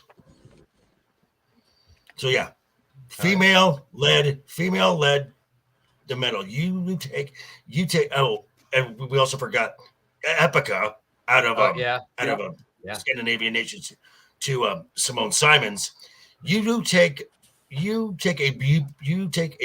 beautiful female voice and add it to the highest genre of music that there is, and it's magic. Yeah, agreed. Yep. By the way, I have a ton more. Yeah, what about Mr. Bungle? Anybody here like Mr. Bungle? Fuck Mr. Bungle. God damn, Mr. Bungle. Fuck Mr. Bungle and his fucking clown fucking ass. I fucking That's hate funny. Mr. I got that Bungle up so here fucking much. just for you. Just for you, Roman. No. You know, I know Anybody here Ginger like 12 Ninja Foot loves Ninja? them too. I was waiting for somebody to ask. I had no idea you were gonna get that reaction from Mr. Bungle. My fucking brother loves Mr. Bungle, and I can't fucking stand literally. I think Roman. I think Roman thinks of Mr. Bungle the way he loves the fifth. Yes, element. Mr. Bungle is my fifth element of bands. And Journey. Well, of my fifth element of metal Journey, themed too. bands. There are a lot of bands I actually hate way more than Mr. Bungle, but for entirely different reasons. Right. Dude, Green Jelly.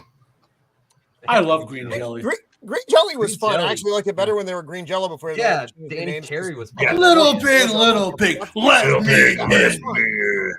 Now Green Day can suck an ass. That's one of the greatest songs ever. That's one of the greatest songs ever. Yeah, Danny Carey and Maynard from Tool were both in that band. It's weird. What's weird You want to meet? What band is that?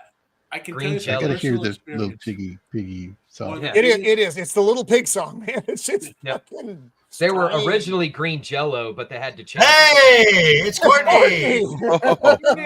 Hi. She like bursts in like. How's Elliot everyone Newton. Yes, yeah, how are you? You're like you're stranded in a parking lot, and is that snow? What's going on there? She's live streaming from Antarctica. I think I have to plug in headphones. Just give me one moment because it's like digi doing its thing. Right on. Yeah, even I Well, was she's- going a bit jealous there. It looked like it was proper winter behind her. If you want to meet in real life one of the biggest assholes ever, and I don't mean politics, I mean just as a human being, Maynard from Tool. Yeah. Oh, for right. sure. Oh, He I've told met me him to in fuck real- off at a concert. I met him in a bar. First time I saw I Tool was was close in a enough bar. to the stage, and he's epileptic. And I was screamed up. I was like, Maynard, don't get too close to the strobe light. He goes, fuck you. And I was like, all right, cool. Maynard told me to fuck off. You, buddy. He would buy drinks for dudes' girlfriends because he wanted to score with them and stuff like that. He was like a total douche. Wow. Yeah. Yeah. Maynard. Well, No, he did spend his money though. Like he would buy drinks for everyone. So he was, But, Nice. He's very talented. I'll give him that. But I don't know Yes. about his personality, right? Yeah, He is a Tool. unfortunately, I don't know anything about him. I know Tool. I don't research band members. They named the very band much. after him. Right. Yeah. We lost Courtney. Oh, She boo. may have been eaten by a Yeti. I'm assuming she'll Yeah. probably pop back in here. Of course, we're Now, reaching I- our final form. I know Danzig's an asshole I have too. a dark I mean, folk Oh, band. yeah. He's only 3 foot tall. What are you gonna Dark do? Danzig is Folk, huh? well. Okay, so I sort of met Danzig as well, but not like in a musical setting. He's not. He's a very isolated person, like Prince was. He's not an asshole like Maynard is. He's like he wants to be left alone, like in his big mansion. He doesn't. He doesn't want. He's a private person. He's obsessively private type of person. Right. You know what I mean? He's Yeah, not his like big he's quote out of is, his way. I to hate mess with you everything like and Maynard does. everyone. Yeah. That was yeah, the quote of him. Right. Okay, no, I don't know what happened to Courtney. By the way, anybody here like Gojira? I have a dark Gojira. folk band. Yeah. I heard a couple good songs by them. Yeah, you got dark. What you got? What? You got A dark Jake? who? That's A time. dark Throw it out there, folk band. Dark. Okay. I think it's called. Oh, They're called Wardruna. They're Wardruna? Norwegian, I think. Yeah, they're like Yeah. the band. They're in the same the band Healing. We're doing one of their songs. Are we talking about the same band? Let me see what I got. Let me see what I can dig up here. Wood Drew. Oh, Warduna. Oh, got it. Wardruna. Yep, they're a band. UNA is the. I just assumed Jacob was making that shit up, but apparently not. They look like Okay, you know why? Because there's a Healing song called Wardruna. Yeah, I'm thinking. Okay, they perform together. trying to That's find why I'm some. thinking they're the Right. same band. Here They've we done go. concerts together. Wardruna and Healing. fuck off. Okay. Not you. You're fine. Damn, There I we was getting ready to fuck They off. do the same sort of folk metal, Scandinavian folk metal that Healing does. I wish their pictures were easier to see. Oh Lord! I could find I'd a like good to have that example of guy's this. beard braid. Well, all I can see is his fucking beard. This is not helpful. Some bands' websites are easier than others. It's it is what it is. Can you right click on that image and open it in a new tab? You can buy shirts. If anyone would like to buy a shirt, we can do that. News. I'm trying to get to the. Oh, for fuck's sake! Try the about page. No, it won't let me do anything with it. Okay. There she is. Hi. Is she back? Is she back? Yep. She's still I don't know if robot. you guys will be able to hear me or not, or if it's echoing. Nope. We can hear you. Okay. I'll mute when I'm not talking. How's everyone doing? Good, Courtney. Wonderful. Yeah. Doing Doing great. great Looks night. like you have a proper British summer behind you. Yeah, like that. Turning into like freezing rain too. I had quite a nightmare trying to find where to get service because I'm trying to find through another town, but Oh, she's roboting. She's roboting. Oh, yeah, you're coming through very choppy, Courtney. I'm sorry. I love you. I love you all, and I'm just gonna say bye. Oh, I'm sorry, Courtney. Well, thank you for trying. Sorry, Courtney. Gave it a real shot. Say the name of a band. Poor Courtney. Yeah, you throw something out there. What was her band? Because she's been a professional musician. Maybe at one gone. point. She may have let that sucks. She was trying real hard because I know she was driving. Yes, she was. From a place to a place, and then that's Yeah. I don't know. I don't know if she's still with us or And not. bad weather in the mix. No, well, yeah, I know where she is right now, and they're actually getting fucking weather right now. Well, that sucks. Right. All right, well, balls. I mean, I could throw a bunch of more bands out. Right? Did you say fucking Mr. Bungle one more motherfucking time? No, what happened? So yeah, let's throw. It'll be a total test We're for gonna you. go into our final shit here soon. Yeah, throw a bunch of weird shit out. I mean, or if there's How about the birthday massacre? The birthday massacre. Dragon. I gotta take off. You gotta go, Sammy. Yeah, I got Gooch's stream at 10, but I gotta go to the bathroom before that. Gotcha. A little more than we needed, buddy, but that's okay. Bye, Sammy. Good meeting you. Sammy. Had Thai food for You lunch. over there in the- So. Well, that explains it then. Goodbye, All right, my dude, friend. hey, Thank you for all the awesome suggestions of bands that you got anything I've you never want really heard to you want to pitch before you go? of. Nothing I could think of right off my hand. Oh, I'll be on. No, you know what? I got nothing. I got to go to the bathroom. Okay. I love you guys. I'll see you soon. Yeah, later, bro. All right, Sam. Later, Sammy. I do have Yeah, a they go to the recommended bathroom one that most so people much. probably haven't heard of or most people don't listen to. I would say. Is it Mr. Bungle? No. Fuck no, Mr. that would be- Bungle! Fuck it! Animals Is it the as Fifth leaders, Element soundtrack? right? Animals as Sorry, leaders Courtney. or Thank you Tesseract? again for trying. So Tesseract? let me pull Google up Yes. real fast so I can. I've heard of Tesseract before. Okay, what Yeah, do you got? they're Who in the what? Yeah. Okay. Animals as leaders. And Tosin Abasi is one of the best guitar players pops up alive right immediately. now. That's It's good. just amazing, this guy. Oops, what did I do here? Why And is then everything so big? the other one is Tesseract. Well, here let me pull up the one Highly first so I can. Hopefully their website Here's a doesn't song from fucking, Tesseract. I'll drop in the suck. chat. fucking goat balls. Oh fuck off! They should have done the soundtrack Their for websites were better. It's Captain like America. the stuff Winter just kind of Soldier. comes up and it's like shirts and it's all their merch, but it's Wow. not like Right. cool. Some of the websites have been pretty good. This one is not one of those websites. Right. Okay. Yeah, That's too they're bad. a 3-man band and they're high-end progressive, very stylistic, music for musicians kind of music. Got it. Like, Here, I'll yeah, add them. they're- I can add them in the chat because people can go check out their music and stuff, which we can't fucking play. Fuck you, YouTube. Hey, Animals as Leaders was one of her picks too. Oh, by the way, since we mentioned her before, the best reactor, all the charismatic voice, I'll drop her channel in the YouTube chat there. Yeah, she's good and she's Oh, cute. it says Hang on, where did she? Oh, here. Yeah, Courtney threw some out there. Oh, it's Black raining Dahlia here. Murder. If I drop out, that's why. Oh Okay. God, yeah. It's Jacob's raining internet here, is so weather if I dependent. drop out, that's why. Is it raining cows and raccoons? Ooh. Yes. So Mastodon, which we covered, animals as leaders, which is actually showing. Actually, stuff is coming up now. Eat the Turnbuckle. That sounds like a wrestling band. That is a Yes, reference, it does. a It wrestling does. reference, that's for sure. Eat the Black Dahlia Murder sounds Yes. familiar. aside Maybe it's from a George the historical Animal reference. Steel reference because that's who ate the turnbuckle. Yeah, agreed. Yes. George the Yes. Animal. I remember him. Yeah. I remember seeing him George the Animal. Guy back was when I was a crazy. kid. Oh, We'd like eat lunch at my That's- grandmother's house, have grilled cheese sandwich with tomato soup, and watch Yeah. wrestling. Oh, That was Those were back the when days. Hillbilly Jim was Those were still good doing it. times. Yep. oh, God, wrestling was so Let me. awful I'm back gonna look up then. Black Dahlia Murder because Awful. I am curious. Black DAHL. The Black Dahlia Make sure Murder. you You put never heard of the band Black after Dahlia that. Murder? Yeah. put Okay, band here we after go. it. Yes. No, the band came up. They actually came up, not just the odd historical. The actual reference. thing, right? So here we are. Band. Well, let me click on it. Will something come up other than overview? Fucking do something resembling fucking anything. Here we go. This is from Metal Sucks. From Metal Sucks. Yeah, that's kind of funny.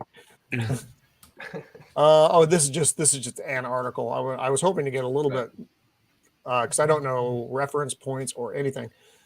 So, like I said, some bands are better about thorough. Oh, here we go. No, that's the historical reference. Also, the historical reference. Still the historical reference.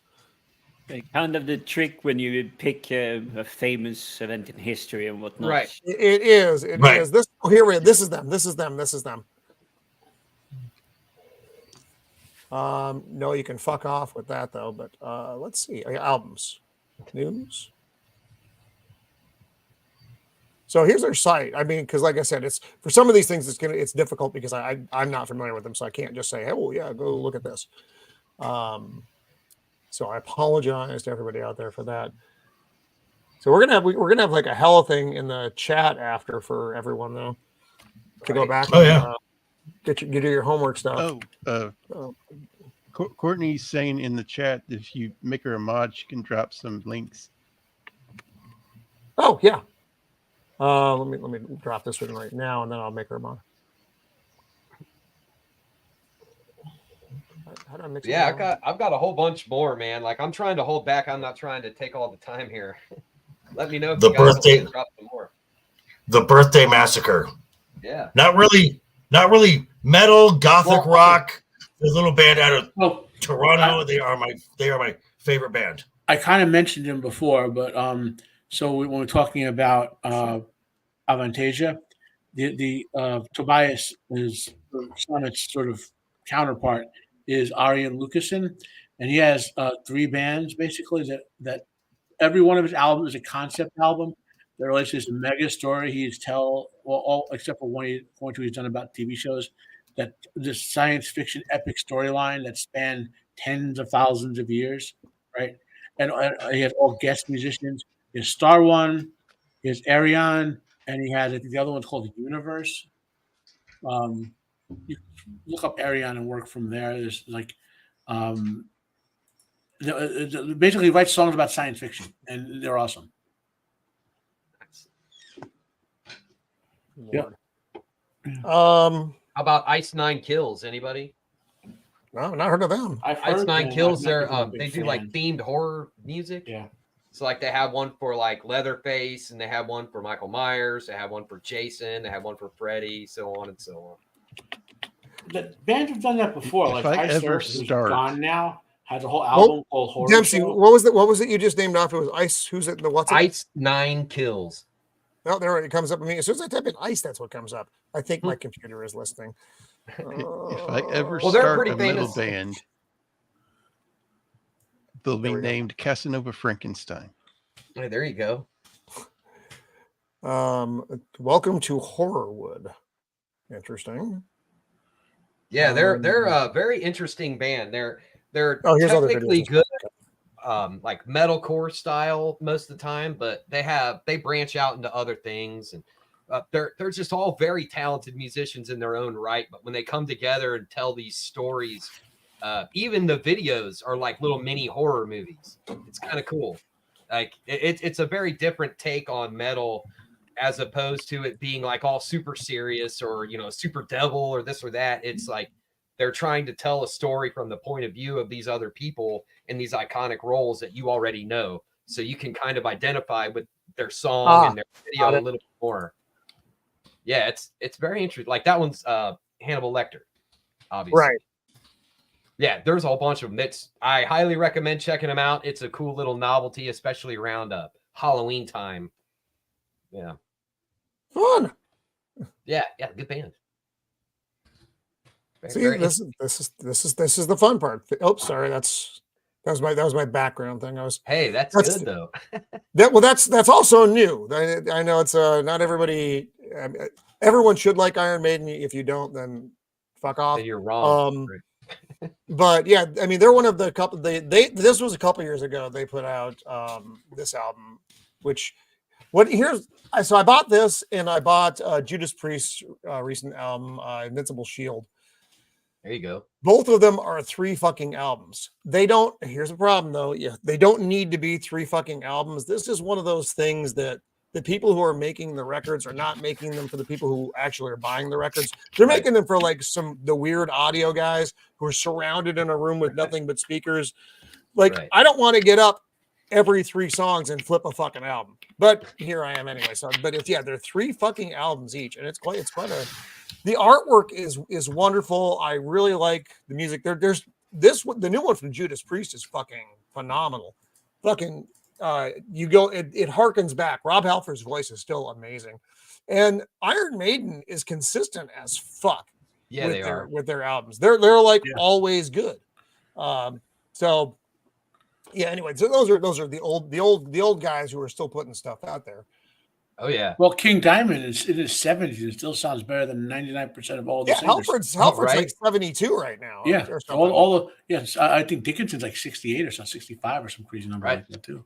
Yeah, and if you want to be real technical, we could probably put most of the big 4 from thrash metal into this category because they released live albums and things of this nature in the 2000s.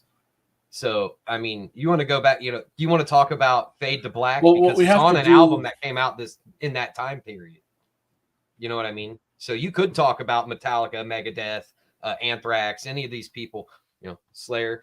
But I would say that their glory days are behind them on most of those, where Iron Maiden isn't that way. Iron Maiden has been good the whole time.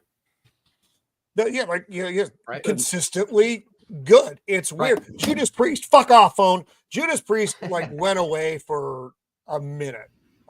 They dropped off the map for a long time, and then how many years? It's been like a minute. I don't even know how many years it's been since they put out an album.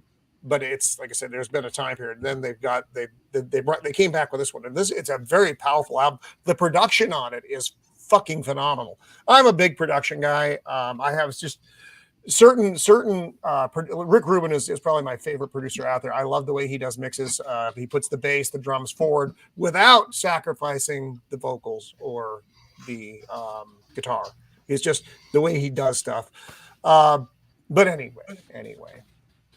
Well, I think Iron Maiden has survived by remaining fresh, coming up with interesting ideas without losing the sound that is Iron Maiden.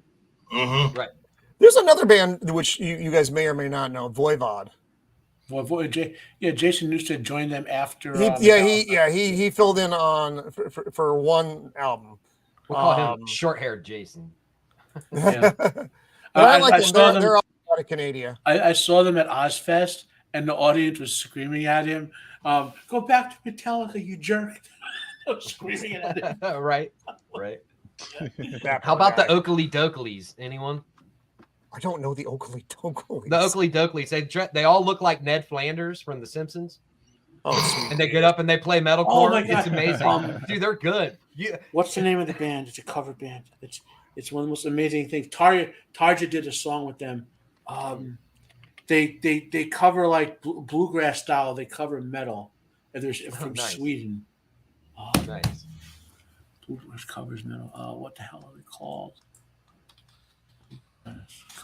The only metal band from Sweden that I remember that is one that actually Courtney was just Rednecks talking that did about. Cotton Eye Joe, because nice. it's Yes. a pop song, but every single member of the band are all rock musicians. Yes. Oh, nice. Well, I mean, Meshuggah's from Okay, Sweden. they're called Yes. the Steven Seagulls. It's the actual name of the band. Yeah. Steven Seagulls? Yeah. But they're like a Swedish bluegrass band, and they cover hard rock and metal, and the stuff's amazing. Oh, I thought those guys were Russian because that one guy wears that hat that looks like a Is it V or claims to be PH? Russian. It's a V, I think. Doesn't it? Because doesn't it have like one woman in it? No, but Steve Seagal, the Steve Seagulls. I I'll think be damned. Here they are. I might be thinking of something else I saw on YouTube. Yeah. But they That do was all look in a like video. hillbillies. Yeah. Yep. All right, I'll here we drop. go. This is weird. We got into a weird zone here, folks. I'll drop there. You shook me all night long. Cover. There you go. So what I have discovered from this chat is, unless you go to Europe or go fairly, I'm going to say obscure, because they are to most people, myself included in this. You're really reaching for metal post year 2000. No, we just started there and just kind of stayed there and never came back to I guess America. metal in America has faltered because we have higher childcare standards, and your children are not growing up in bars after being abused by the family. Well, you got bands like Seven Dust and Lamb of God and Seven Dust is great. Yeah, Right, but Seven Black Dust and Label Lamb of God have Society. been around since like the 90s. Fuck Right, Black Label. Agreed, but Fuck they're still making Black stuff. Label Society. Fuck those Well, guys. you know Zach is playing for Pantera now, right? Ugh. Yeah, they're touring right I now. don't know them either. I know Pantera. I don't know Black Label Society. How about Black Label? Black Label Society was like kind of like Ozzy Osbourne's side band after Randy Rhoads died. Oh, really? Well, kind of. The guy who played instead of Randy Rhoads when Randy died, his name was Zach Wilde, and Zach played with him during all the Ozzy solo stuff, and went out and made his own band. He hung out with Dimebag Darrell from Pantera a lot, so you can hear a lot of influences in his music. But so Black Label Society, they did a lot of good stuff, including a tribute song to Dimebag when he died. Yes, that is true. So they're not everybody's cup of tea, but throw them out there. I like them. I've seen them live. I enjoyed them. Yeah. Here we go. Yeah, Black Label Society, man. He's no joke. Playing with Clutch. I know Clutch. Yeah, Clutch is awesome. Man, I love Clutch. Okay. We're going back that far. Okay, you want a band with a hot female member in it? Cold Chamber. Cold Chamber. Cold Chamber. Well, they're not a thing anymore, right? They're Devil Diver now. I only remember them because of Raina and Shock the Monkey. So, but right, they did Big Truck and Me Loco. Yeah, Big Truck. Big Truck. Big Truck. They actually played. They actually played at the Sick New World Festival out here in Vegas. So nice. So they're still around, but on that last list of bands where it said the Iron Maidens, that's an all-female Iron Maiden cover band. Yeah, there's two big. There's the Iron Maidens, and then there's another. I have a YouTube playlist of both these bands. I can't remember the name. The Iron Maidens, they're all female cover bands for Iron Maiden. They're both pretty good. I gotta find it. Yes. That's just. Well, I'm going to have to start dropping out. Okay, we're going to wrap up here real soon anyway, Jim. But thank you for hanging with us in this late hour of the night over in your side of the world. I'd ask if you have anything coming up. Do you have anything coming up? I think me and Mr. AWK might do some future streams, but it's mainly once a month. But I do have one last thing when it comes to, it's maybe not metal, but is at least in the rock and roll arena. And it is a one-man talented person again. His company is called Frog Leap Studios. Oh yeah. Oh, yeah. Yes. Yes. Yeah, everyone Yes. loves that guy. Yes. Yeah. Yeah, Yes. he does really, really funny videos. Hey, his Toto he's Africa was making awesome. metal versions Yes! of ABBA. but Yes! Yes. he's cycling around on his 2-year-old daughter's little tricycle That's hilarious. inside his house. Playing on her drum set that he got her. Yeah. Yes. Yeah, exactly. Hilarious, So, dude. That guy's awesome. But yes.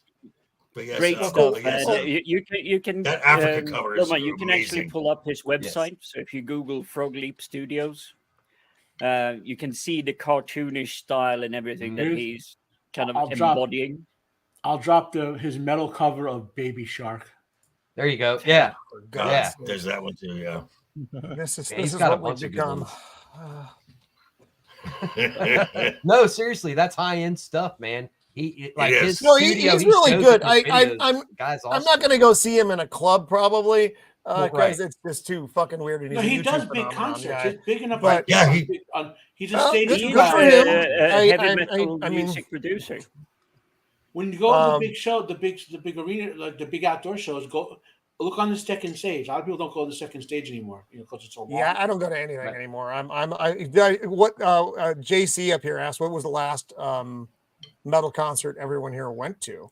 Oh God, it was a couple years ago. It was a open air festival. Rob Zombie was the headliner, but the best act of the entire show was the Who, the Mongolian, Yeah. the metal Oh band. yeah. They were Who amazing. band? Yeah, who band? Yeah, they're yeah. The that's last one I HU. went to was Yeah, HU. Green Day in Hyde Park here in London. Oh Lord. But the biggest thing that they actually have on their own YouTube channel is not one of their own songs. It's the pre-warm up whilst they're setting up the stage and everything. They have a GoPro camera shooting out across the crowd so you can see the hundreds of thousands of people that are there. And they're singing, or we are all singing, Bohemian Rhapsody to such a high quality that the GoPro camera behind the drum set picks it up perfectly. Wow, nice. And when the end chorus comes in, you can see the entire crowd starting to bounce up and down. And it is Nice. on Green Day's official YouTube channel. So That's cool. go and look that up. But Right that was on. the last one I went to, and it was a glorious day. For once, it was really nice and sunny in London. So Nice. yeah, that was the one day you got the one yeah, day. it was the one day Right. that year. Right. That's it. The last one I saw was Coheed and Cambria, and those guys were Not a fan. just. Oh, dude, their show was Yeah, crazy. Awesome. John is a huge fan of theirs as well. Yeah. So I've heard them. It's not my bag, baby. I don't hate them. Don't Right. get me wrong. I don't hate them. They're bands I absolutely Right. despise. Right. But But it's seeing not them one of my live bags. is something different. No, yeah, I know. And they've got the Okay. comic book. They've got a whole kind of mythos around them. Courtney, nice. Courtney, nice.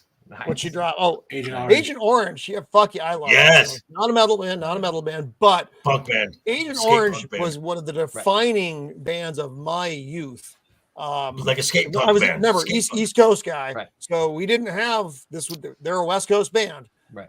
so I had Fugazi, Scream, Ramones, obviously. But when I fucking heard Agent Orange for the first time, it was like, it was Yeah. fucking awesome. I still have the original tape that my buddy gave. Oh, me, yeah. fucking Somewhere, CD I've film got tapes one or whatever somewhere. they were. The So last, anyway, fuck Agent Orange. I love Agent Orange so much. That wasn't the last show I saw. That was the last metal show I saw. I haven't seen Okay. anything in years. Right. Is the sad thing. the last one I I'm remember. a 'cause homebody now. I've been unhealthy since I broke my leg in 2003. Or 2004. There was a bunch of concerts I went to, and the last big one I remember was Ozfest 2003 or 2004, whatever. Oh, nice. Like, I broke my leg like right after it. I just had a major surgery to remove something, got healthy, went to Ozfest, a couple of the concerts, then broke my leg on the way home from work the winter after that Ozfest. So it was like, At least you got to see that. Right? well, I went to those 2 years because I had been unhealthy for a few years, gotten healthy, had some surgeries, went to a whole bunch of concerts and like a lot of small shows, or like I saw Korn and Disturbed at a show the Brendan Byrne Arena here in Jersey, stuff like that. But my cousin's like, we got to go to Ozfest because my dad wants to go because we have a driver, Right. And so we go to Ozfest, and I told you guys the story about the bathroom, how they were hosing it out with fire hoses from all the human waste. I told you that. I remember this story. Yeah. But, wow. Concerts. Yeah. Where would we be? Yeah. So on that note, peculiar as it is, Right. we'll start closing this thing out. It would be easy to do a show on the classic era of metal. I think if we looked at metal from 1967 in its foundational era, even through, I would say through the 90s up to 2000. As soon as you hit 2000, for me, like I said, for me, it gets a little bit weird and it goes Obscureville. But there's that giant wealth of material. And I think maybe we'll do a show on that somewhere down the road where we'll revisit that era. You'll probably have to narrow it down. Suggested this. I think you have to break you're right. You're going to have to narrow it down. Like the roots of metal and then like the heyday. Well, there's actually a whole series on this stuff. The hair bands. But you're right. Maybe we'll break it up and do it in a couple different. That's the CBGB's bathroom is like legendary for Courtney. Bad. Courtney, you had to be there for this.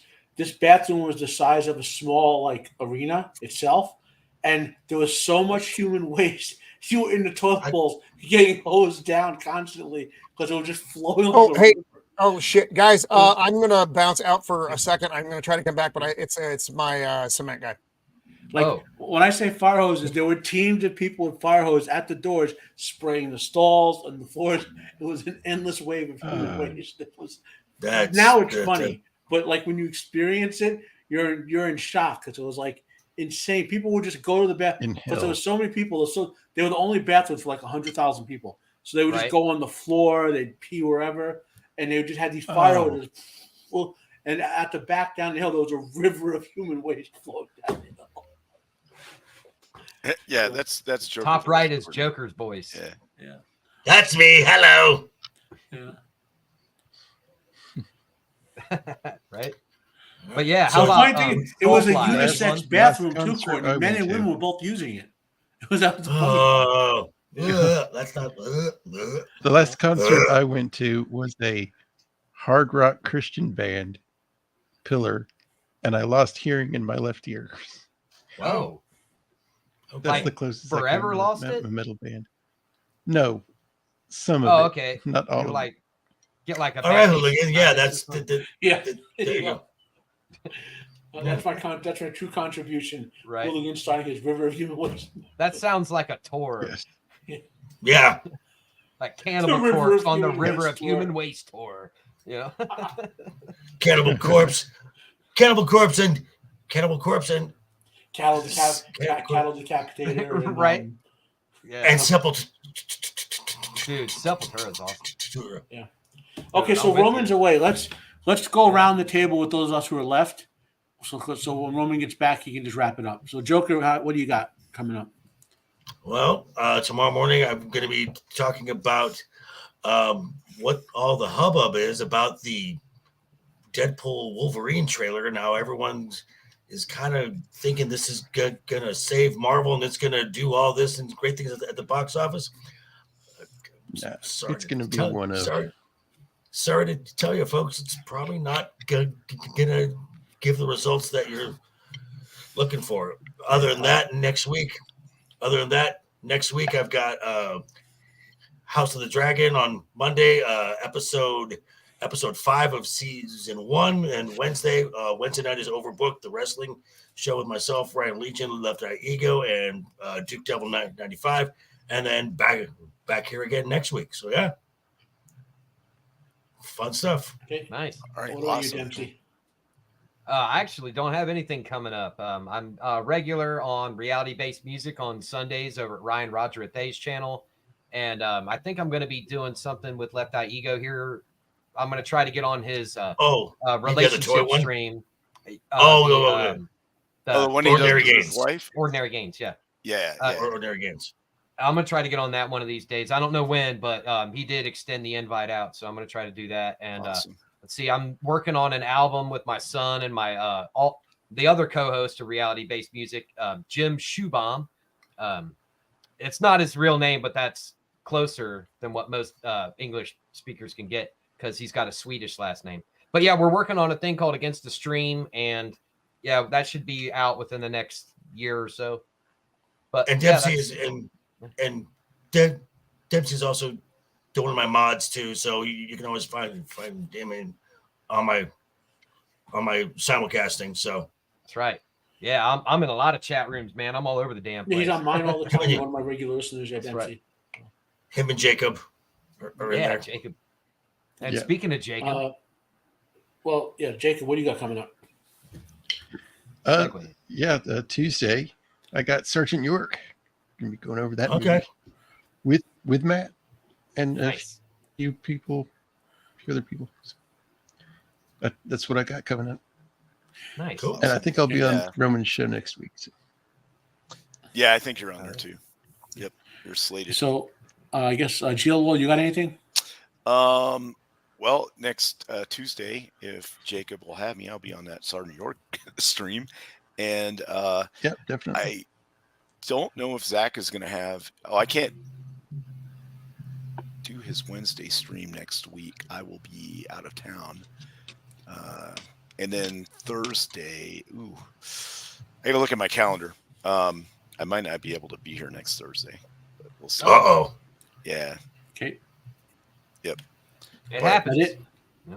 But anyway, this was a great stream. Really cool. Thanks to the chat for the chat interaction and for everybody's great work. Matt and everybody putting stuff in the links and whatever. That's awesome. So, appreciate that. Yeah, and I'll post up my whole list of notes that I took. I'll post all that up on Twitter if anybody's interested in seeing the list that I had made out. You can actually actually Dempsey after the show just drop it in the comments. Okay. Yeah. We'll drop the Twitter link in the comments so it's both places for you and for Yeah. Right. Yeah. So I got coming up my Shogun episode 8 review was 2 days ago. My Shogun episode 9 review should be out tomorrow and 10 by Monday. I will give you a preview and say episode 9 was dramatic improvement over episodes 8 and 7. What else? I may start again. I'll have another episode of Sharp out. I think in the next 4 or 5 days, I'm going to watch that's another 2-hour movie. My time to I've been watching a lot of pro wrestling. I don't know why, Joker. Like why? I mean, do you remember when pay-per-views used to be an hour and a half, 2 hours, and have 6 good matches, and you were done? Now every one of these companies has like 5-hour pay-per-views and pre-shows, and like, longer runtime means more ads, right? Well, at least WWE is smart and now has their big one as a 2-night event. So again, they have 2 4-hour nights. I mean, that's a little tedious, But anyway, so I've been watching. I'm watching WWE. I'm watching AEW. I'm watching TNA. I'm watching ROH, and I'm watching Booker T. If you can find Reality of Wrestling, Joker, it's Booker T's little development promotion. It's pretty good. I cannot stand him. His promotion to wrestling, the wrestling itself is pretty good. There's a lot of young guys who are coming up. That's where The Rock stole his Final Option name from a Booker T wrestler down there. Oh, the Final Boss. Yeah, the Final Boss or whatever he was. Yeah. Nice. One of Booker T's guys has been the Final Boss for 3 years. And if I can catch it, I'll try to catch New Japan, So I might do a little wrestling roundup, which is the best of them all right now, New Japan. What else I got coming up? On my Friday afternoon show from 3 to 4:30ish, I'll be back tomorrow, barring another major IT emergency. I'll give you what happened with that 2 weeks ago, or me being sick, which will happen tomorrow. I'm probably going to start reviewing either the 90s Horatio Hornblower series or the 80s Ivanhoe series. Both of those are good. Yeah, I mean, I don't know. I mean, I have time to watch it all, but I don't have time to review it all. You know what I mean? Like I wanted to review Jujutsu Kaisen. I just watched it because there's a lot of good stuff and a lot of flaws in it. That's an anime for those who don't know. But like when you think, well, if I'm going to review this, I have to do real work. Like per episode, it's like 2 hours of work. You know what I mean? And I don't have time to do that with work and health work, and you know what I mean. But so definitely Shogun and Sharp. then either Hornblower or Ivanhoe, and then because Shogun's done basically. And my live show plus next week will be Roman's show. He's doing a free. He's doing a lot of freelance freestyle next week, so a bunch of us will be on that. Free range. Free range. Yeah. We just had what I'm trying. I can't. We had an awesome show with Jacob here on Tuesday with Zulu. You know, watching it might leave you positively catatonic. Sorry, There's a part in the scene where in the movie where they're fighting and there's a corral with a bunch of cows in it, and they get loose and they start running between the troops and knocking guys over and stuff, and that somehow just led to a whole bunch of cow puns the whole time for like an hour. And they've been spilling over into like Roman shadow. Yeah. Yeah. Yeah. You know, but awesome. And then this week we're doing one of my all-time favorite movies, one of my top 5 favorite movies, Sergeant York. I watch it every year in the Christmas season. That's cool. Nice. Yeah. That's just for me. But bump. Yep. Positively calisthenic. So while we're waiting for Roman to get back, I guess we can pass the time by asking Matt to go in depth detail about the Speed Force. Wow. Oh, you mother! Hey, no, I got a couple more bands. Check this out. How about some Australian bands? Hey, like Park guys. Drive. Hey, Joker. I got to scoot. All right, have a good one. Yeah. All right, guys. Toodles. I got to bounce too. Thanks for being here. Later, Joker. And Joker. Yeah, I got Joker's on a Friday night talk, 10 p.m. Eastern Standard Time, called Legion Talk, which is another roundtable show he does all the time. So. Nice. Awesome. Yeah, I got to bounce too. So, yeah. So good time talking. Talking this guys back. Later. Yeah. Yep. That's it. Bye, y'all. Yeah, Jacob's got a bunch of memes to make now. Yeah, right. I got something special for Tuesday, Shieldwall. I got something special. It should be here by then. All right, awesome. Yeah. Yeah. So, talking about all these bands and different things was a lot of fun tonight. I learned a lot. There was a lot. For a while, I was like, "Is this a Norwegian band stream?" Well, this is funny because, like in Finland, the way people in America listen to like pop music, Finnish people and Norwegians listen to metal. Mm-hmm. Like little kids run around. Like in America, they might play some sort of like teeny bopper song. The little kids are like rocking out to like death metal on the streets in Finway and Norway. Right. Sorry, everyone. Sorry, everyone. What'd your guy have to say? Well, my guy just moved up my timeline by about just. It was supposed to get done on the 16th. Now it's getting done next Wednesday. Oh, so yeah. So it's a tense time. Speaking of rock and roll, so everything's. By the way, we're not doing a show next week. We got one band. We are not doing a show next week. Roman, what is your band? Tell everyone about your band. Oh, yeah, I have a band. So Dead as Dillinger. I can drop a link. It's we were original alt rock from 2002 through 2014. It was a good time. So I'm the bass player, main vocalist. We were a 4-piece originally, so there's another vocalist in there in our early recordings, and then he had to move to Washington. So our later stuff, I'm the only vocalist. Drummer Matt Novak, he and I have been working together since fucking forever. He and I were in the Navy together. Adrian Byers is lead guitar. Mike Garrettson is the rhythm guitar, and that is the band. And we have 2 full studio recordings. All the stuff's available on the interwebs, and I'll put the link and you can find that stuff. And then we've been now that we're elderly statesmen of the industry, we've been doing some home stuff here, which takes, oddly enough, a lot longer than going into the studio to do things, because in the studio you're forced to do it quickly, right? And you're paying for it, and once you buy the equipment you're doing at home, everybody gets fucking lazy, so or pedantic. Yeah, it's one thing stopping or another thing stopping, because they're either want it to be completely perfect or they So just that don't want to do it. So the perfect thing is actually one of the worst things that can happen. Agreed. Because you sacrifice good for perfect. So you end up with nothing. Right. And nothing is not good. Yep. Is this, what am I doing? How did I get here? Who am I? Where are my pants? That's not my band. Did I type in the wrong thing? What are I think pants? I did. Dead as Dillinger. Dead as Dillinger. I So do I'm have- sorry. I am incredibly fucking distracted right now. No, you're good. I do have one thing I want you to check out for me, though, Roman. If you haven't ever seen them or listened to them, it's a band called 12 Foot Ninja, and they're from Australia. And these guys are they broke up, so they I think it was about 2 years ago they broke up, but they're still friends. They're still making music and stuff. They're going to do a different project together. But these guys are really good.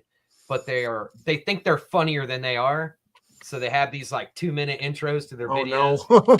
Yeah, if you can get past the 2 minutes intro to their videos, their music is next level good. I highly recommend. Send me that in a private so that I actually remember it. Okay. Because I like I said, right now you're gonna have to forgive me. My brain is fucking scattered in 10 different directions. No, you're totally fine. Well, because things I had planned on doing over the next 2 weeks, I now have to do in the next 5 days. Which is it's a lot. I'm not a young man. So here's my band site on YouTube as well.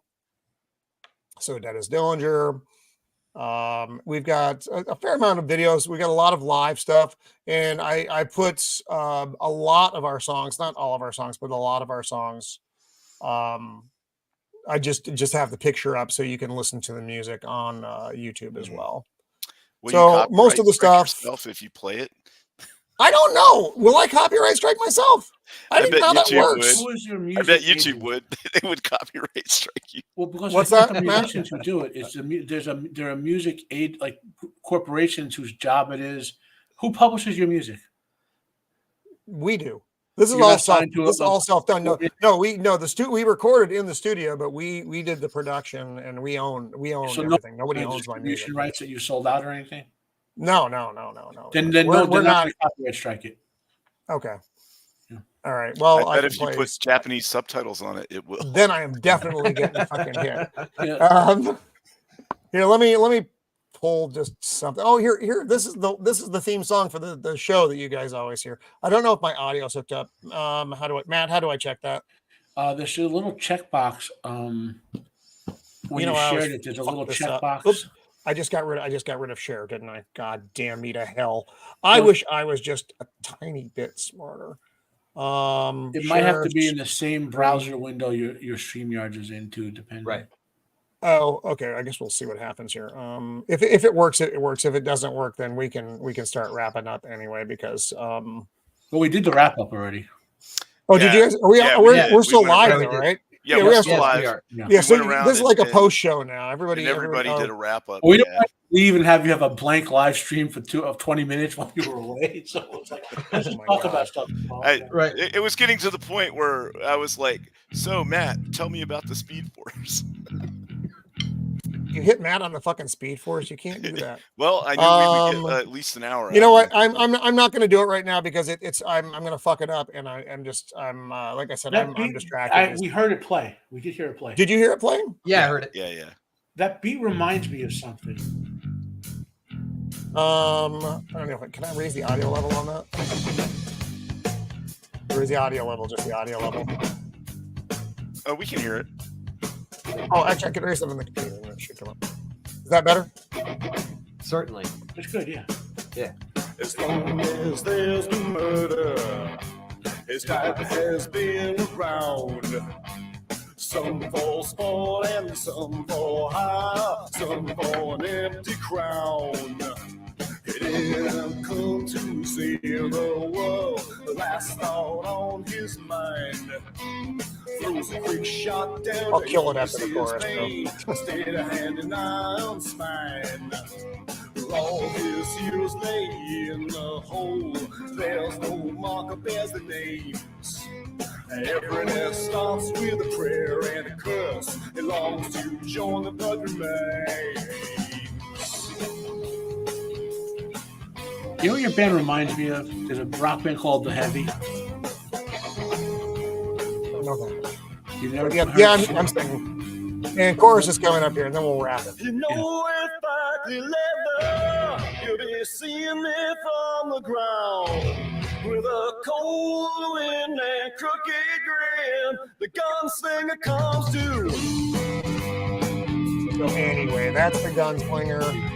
That's one of several songs. That's off the album Cowboys and Serial Killers. Yeah. The Heavy is like that style of rock band. Their biggest song was Shortchange Hero because it was a theme song to Strike Back. It was a TV show. But they have that sort of bluesy, rocky sound you got going on there. We're kind of all over the place as far as that one has that very specific style, but we try not to, don't want to reinvent the wheel with a song. Everyone wants to be unique with each song. Right. I am gonna have to go because I'm running just a little bit late, and now I'm all freaked out, and my wife's gonna have to walk me back from the ledge. So, thanks for hanging out, everyone. Chat, as always, thank you very much for the panel, Dempsey, Shieldwall, and Matt, and everyone who was here before. I'm wandered off into the desert right now. There probably won't be a show next week now that my life has been turned upside down, but I will let you know for sure. If you want me on your Empire Records stream, let me know. Yeah, okay, we'll do. And that's going to be, like I said, right now, the schedule, everything we talked about before is going to be different than when we talked about it because the way the schedule just went fucking sideways. So anyway, thanks to everybody who's watching. Thanks to everybody who is going to be watching on the rewatch tomorrow. Just, it got weird at the end. Everybody just be prepared for that. So anyway, thanks a lot, and we will see you soon.